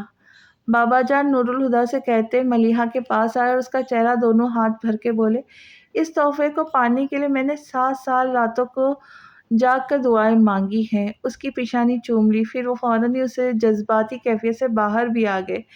میں لان میں جا رہا ہوں، چائے وہیں لے آؤ۔ وہ تو چلے گئے، مگر ملیحہ اب بھی اسی کیفیت میں تھی۔ اس نے یاد کرنا چاہا آخری بار کب بابا نے اپنی بے ساختہ شفقت کا اظہار کیا تھا۔ سوال کچھ زیادہ ہی مشکل تھا، جواب ہی نہیں آیا۔ نور الہدیٰ نے اسے گمسم دیکھ کر ہلکے سے اس کے سر پر چپت لگائی۔ کہاں گم ہو؟ ملیحہ نے رخ بدلنے کے ساتھ ہی اپنا موڈ بھی بدل لیا، شوقی سے بولی، میں سوچ رہی ہوں ہادی بھائی کہ میری تصویر اچھی آئی ہے، میں سچ مچ اتنی خوبصورت ہوں؟ نور الہدیٰ نے ایک نظر اسے دیکھا اور کہا، تمہاری تصویر بھی اچھی ہے، تم بھی بہت خوبصورت ہو۔ آپ بٹرنگ بہت کچھ زیادہ ہی کر رہے۔ وہ انہیں تیکھی نظروں سے دیکھ کر بولی، یہ سب چھوڑو اور بتاؤ تم اپنا سرپرائز کب دے رہی ہو؟ کبھی نہیں، اس نے کہا اور کمرے سے نکل گئی۔ نور الہدیٰ بھی اس کے پیچھے باہر آئے۔ کبھی نہیں کا کیا مطلب؟ میرا دل چاہ رہا ہے کہ بابا جان بھی ایگزیبیشن میں آئیں، مگر میں جانتی ہوں وہ نہیں آئیں گے، تو پھر بتانے کا کیا فائدہ؟ وہ رکی نہیں اور یوں ہی چلتے ہوئے ان سے باتیں کرتے ہوئے کچن کی طرف آ گئی۔ تم نے کیسے سوچ لیا کہ بابا جان نہیں آئیں گے؟ بس میں جانتی ہوں، بیکار اندازے مت لگاؤ۔ انہوں نے اسے ڈانٹ دیا، پھر اس کی صورت دیکھ کے پیار سے بولے، پریشان کیوں ہوتی ہو؟ اگر انہوں نے منع بھی کر دیا تو میں انہیں مناؤں گا۔ آپ مناتے کہاں ہیں، آپ تو دھاندلی کرتے ہیں۔ اس نے بچے کی طرح منہ بنایا تو وہ رعب سے بولے، میں جو بھی کروں مگر تم آج ہی بابا جان کو ایگزیبیشن کے بارے میں بتاؤں گی، نہیں تو میں بتا دوں گا۔ بس ایک ہفتہ ہی رہ گیا ہے ہادی بھائی، بابا منع کر دیں گے۔ اس نے پھر وہی بات دہرائی تو نور الہدیٰ جھنجھلا گئے۔ ایک تو تمہاری سوئی کہیں بھی اٹک جاتی، اب جاؤ ذرا چائے کا بندوبست کرو اور چائے خود ہی بناؤ۔ تمہارا چہیتا بہادر تو جوشاندہ سامنے رکھ دیتا ہے۔ وہ ہونٹ کاٹتی کچن میں چلی گئی تو وہ بھی باہر لان میں آ گئے۔ کچھ خاص خبر چھپی ہے؟ چیئر پہ بیٹھتے ہوئے انہوں نے شام کا اخبار دیکھتے بابا جان سے پوچھا۔ خود ہی دیکھ لو۔ انہوں نے اخبار نور الہدیٰ کی طرف بڑھایا، جسے پکڑنے کے لیے نور الہدیٰ نے ہاتھ بھی نہیں اٹھایا، اور کہا، ذرا دیر میں چائے آنے والی ہے اور ملیحہ کہتی ہے کھانے پینے کے وقت اخبار نہیں پڑھنا چاہیے، بھوک ختم ہو جاتی ہے۔ بہت مانتے ہو اس کی؟ اخبار والے ہاتھ نیچے کرتے ہوئے بولے تو نور الہدیٰ نے مسکرا کر سر جھٹکا، تمہیں ملیحہ کیسی لگتی ہے؟ یہ سوال اس قدر اچانک تھا کہ نور الہدیٰ بھی گڑبڑا گئے اور بوکھلاہٹ میں کچھ بول ہی نہ سکے تو انہیں دیکھنے لگے۔ میں نے پہلے کبھی اس طرح نہیں سوچا تھا، مگر کچھ دن پہلے یہ خیال میرے ذہن میں آیا، کیوں نہ تم دونوں کی شادی کر دی جائے؟ بابا جان نے دھماکہ ہی کر دیا تھا۔ نور الہدیٰ تو پہلے گڑبڑائے ہوئے تھے، اب تو بالکل ہی سٹ پٹا گئے۔ بابا جان رکے نہیں، کہنے لگے، یوں تو شاید میں اس بارے میں کبھی سوچتا بھی نہیں، مگر میں نے محسوس کیا تم دونوں میں کافی اچھی انڈرسٹینڈنگ ہے اور دوستی بھی، پھر تم دونوں ایک دوسرے کے ساتھ بہت خوش رہتے ہو، لیکن میں تمہاری رائے بھی جاننا چاہتا ہوں۔ نور الہدیٰ اب سنبھل چکے تھے، مگر اپنی دو ٹک فطرت کے باوجود وہ بابا جان کے سامنے ملیحہ کے بارے میں ایسی بات کرنے سے ہچکچا گئے۔ بابا جان نے بھی ان کے گریز کو سمجھ لیا تھا۔ میں تمہاری ہچکچاہٹ سمجھ سکتا ہوں، بے شک ملیحہ میری بیٹی ہے، لیکن میں نے تمہیں بھی ہمیشہ اپنا ہی بیٹا سمجھا ہے، اور بیٹا باپ کے سامنے اپنے دل کی ہر بات کہہ سکتا ہے۔ بولو، ڈو یو لائک ہر؟ آئی لو ہر۔ بابا جان کی بات سے تقویت پا کر وہ اپنے فطری انداز میں بے جھجک بولے۔ بابا جان حیران ہوئے بغیر مسکرائے، مگر ان کی مسکراہٹ سے نروس ہوئے بغیر انہوں نے اگلے ہی پل کہا، مگر اس کے باوجود میں نے ملیحہ سے شادی کرنے کے بارے میں نہیں سوچا۔ اب وہ کچھ حیران ہوئے تھے۔ محبت کرتے ہو پھر بھی شادی کے بارے میں نہیں سوچا؟ ہاں، کیونکہ میں جانتا ہوں ملیحہ ایسا نہیں سوچتی، مگر سوچ تو سکتی ہے۔ وہ ایک پل کو خاموش ہوئے، پھر کہا، وہ میرے اور اپنے موجود رشتے سے مطمئن ہے، اور مجھے نہیں لگتا وہ اس رشتے میں کسی کمی یا گنجائش کا احساس ہوتا ہے۔ اسے اس لیے احساس نہیں ہوتا کیونکہ وہ بہت سادہ معصوم ہے، پھر کم عمر بھی ہے، اس لیے ان باتوں کی طرف اس کا کوئی دھیان نہیں، مگر بچی بھی نہیں ہے، دھیان دلایا جائے گا تو گنجائش بھی نکل آئیں گی۔ بابا جان چپ ہوئے تو نور الہدیٰ نے کہا، ٹھیک ہے، مگر پہلے آپ ملیحہ سے اس کی مرضی معلوم کر لیجیے گا، لیکن بابا جان اگر وہ انکار کر دے تو پلیز اسے مجبور مت کیجیے گا۔ بابا جان نے ان کی طرف گہری نظر ڈالی، وہ اگر نہ کر دیں گی تو کیا تمہیں دکھ نہیں ہوگا؟ انہوں نے بابا جان کو دیکھا اور بے نام مسکراہٹ اس کے چہرے پہ آ گئی۔ دکھ تو ہوگا، مگر میں ملیحہ کی خوشی کی خاطر اپنا دکھ بھی سہ سکتا ہوں۔ وہ اپنی بات کہہ کے ابھی چپ ہی ہوئے تھے کہ ہاتھ کی پشت پر ایک ریشمی احساس نے انہیں چونکایا۔ سر اٹھا کر دیکھا تو ملیحہ چائے کی ٹرے ٹیبل پر رکھ رہی تھی، اور جھٹکے کی وجہ سے اس کا دوپٹہ کندھے سے پھسل کر ان کے ہاتھ پر آ گرا تھا۔ ملیحہ اس بات سے بے خبر تھی کہ ان کے بابا جان کے بیچ کیا بات چل رہی تھی۔ मलिहा इस बात से बेखबर थी कि उसके बाबा जान के बीच में क्या बात चल रही थी, मगर उसने नूरुल हुदा का आखिरी जुमला सुना था, जिसे सुनकर उसके होठों पर नरम मुस्कुराहट आ गई थी। वो बेड संभालते हुए उसने एक कप उठाकर बाबा जान की तरफ बढ़ाया, फिर ठीक उसी वक्त उन्होंने हाथ में पकड़ा अखबार अपने और मलिहा के बीच तान दिया। ये अपने चेहरे के तासुरात को छुपाने की एक लाशऊरी कोशिश की।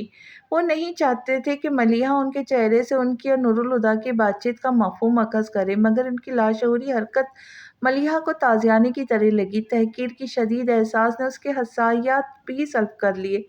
नूरुल हुदा को भी बाबा जान का ये अंदाज़ बहुत बुरा लगा था। बाबा जान, वो आपको कब पकड़ा रही है? उन्होंने बाबा जान को मलिहा की तरफ ज़बरदस्ती मतवज्जा किया। टेबल पे रख दो बेटा, कह के फिर से अखबार में गुम हो गए। मलिहा ने कप उनके सामने रखा और कुर्सी पर बैठ गई, मगर वो चुप सी हो गई थी। उसकी खामोशी को महसूस करके नूरुल हुदा उसे यहाँ वहाँ की बात करने लगे।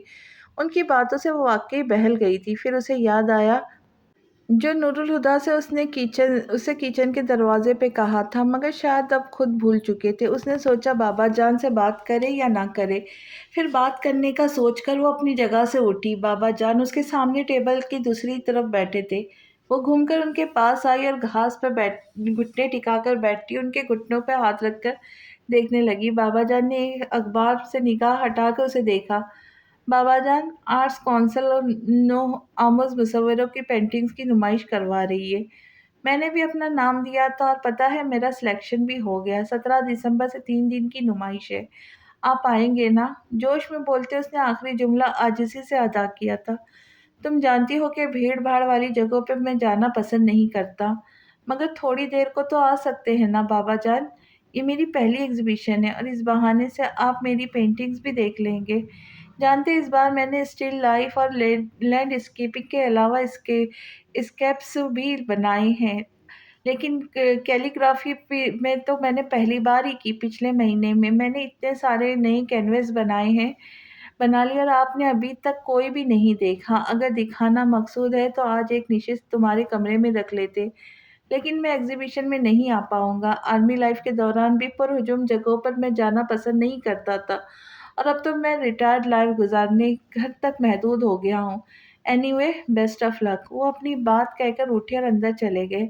मलिहा की आँखों में कुछ चुभने लगा था। ऐसे में अपने हाथ की पुश्त पर नूरुल हुदा के मेहरबान हाथ के लम्स को महसूस करके उसे लगा वो रो पड़ेंगी।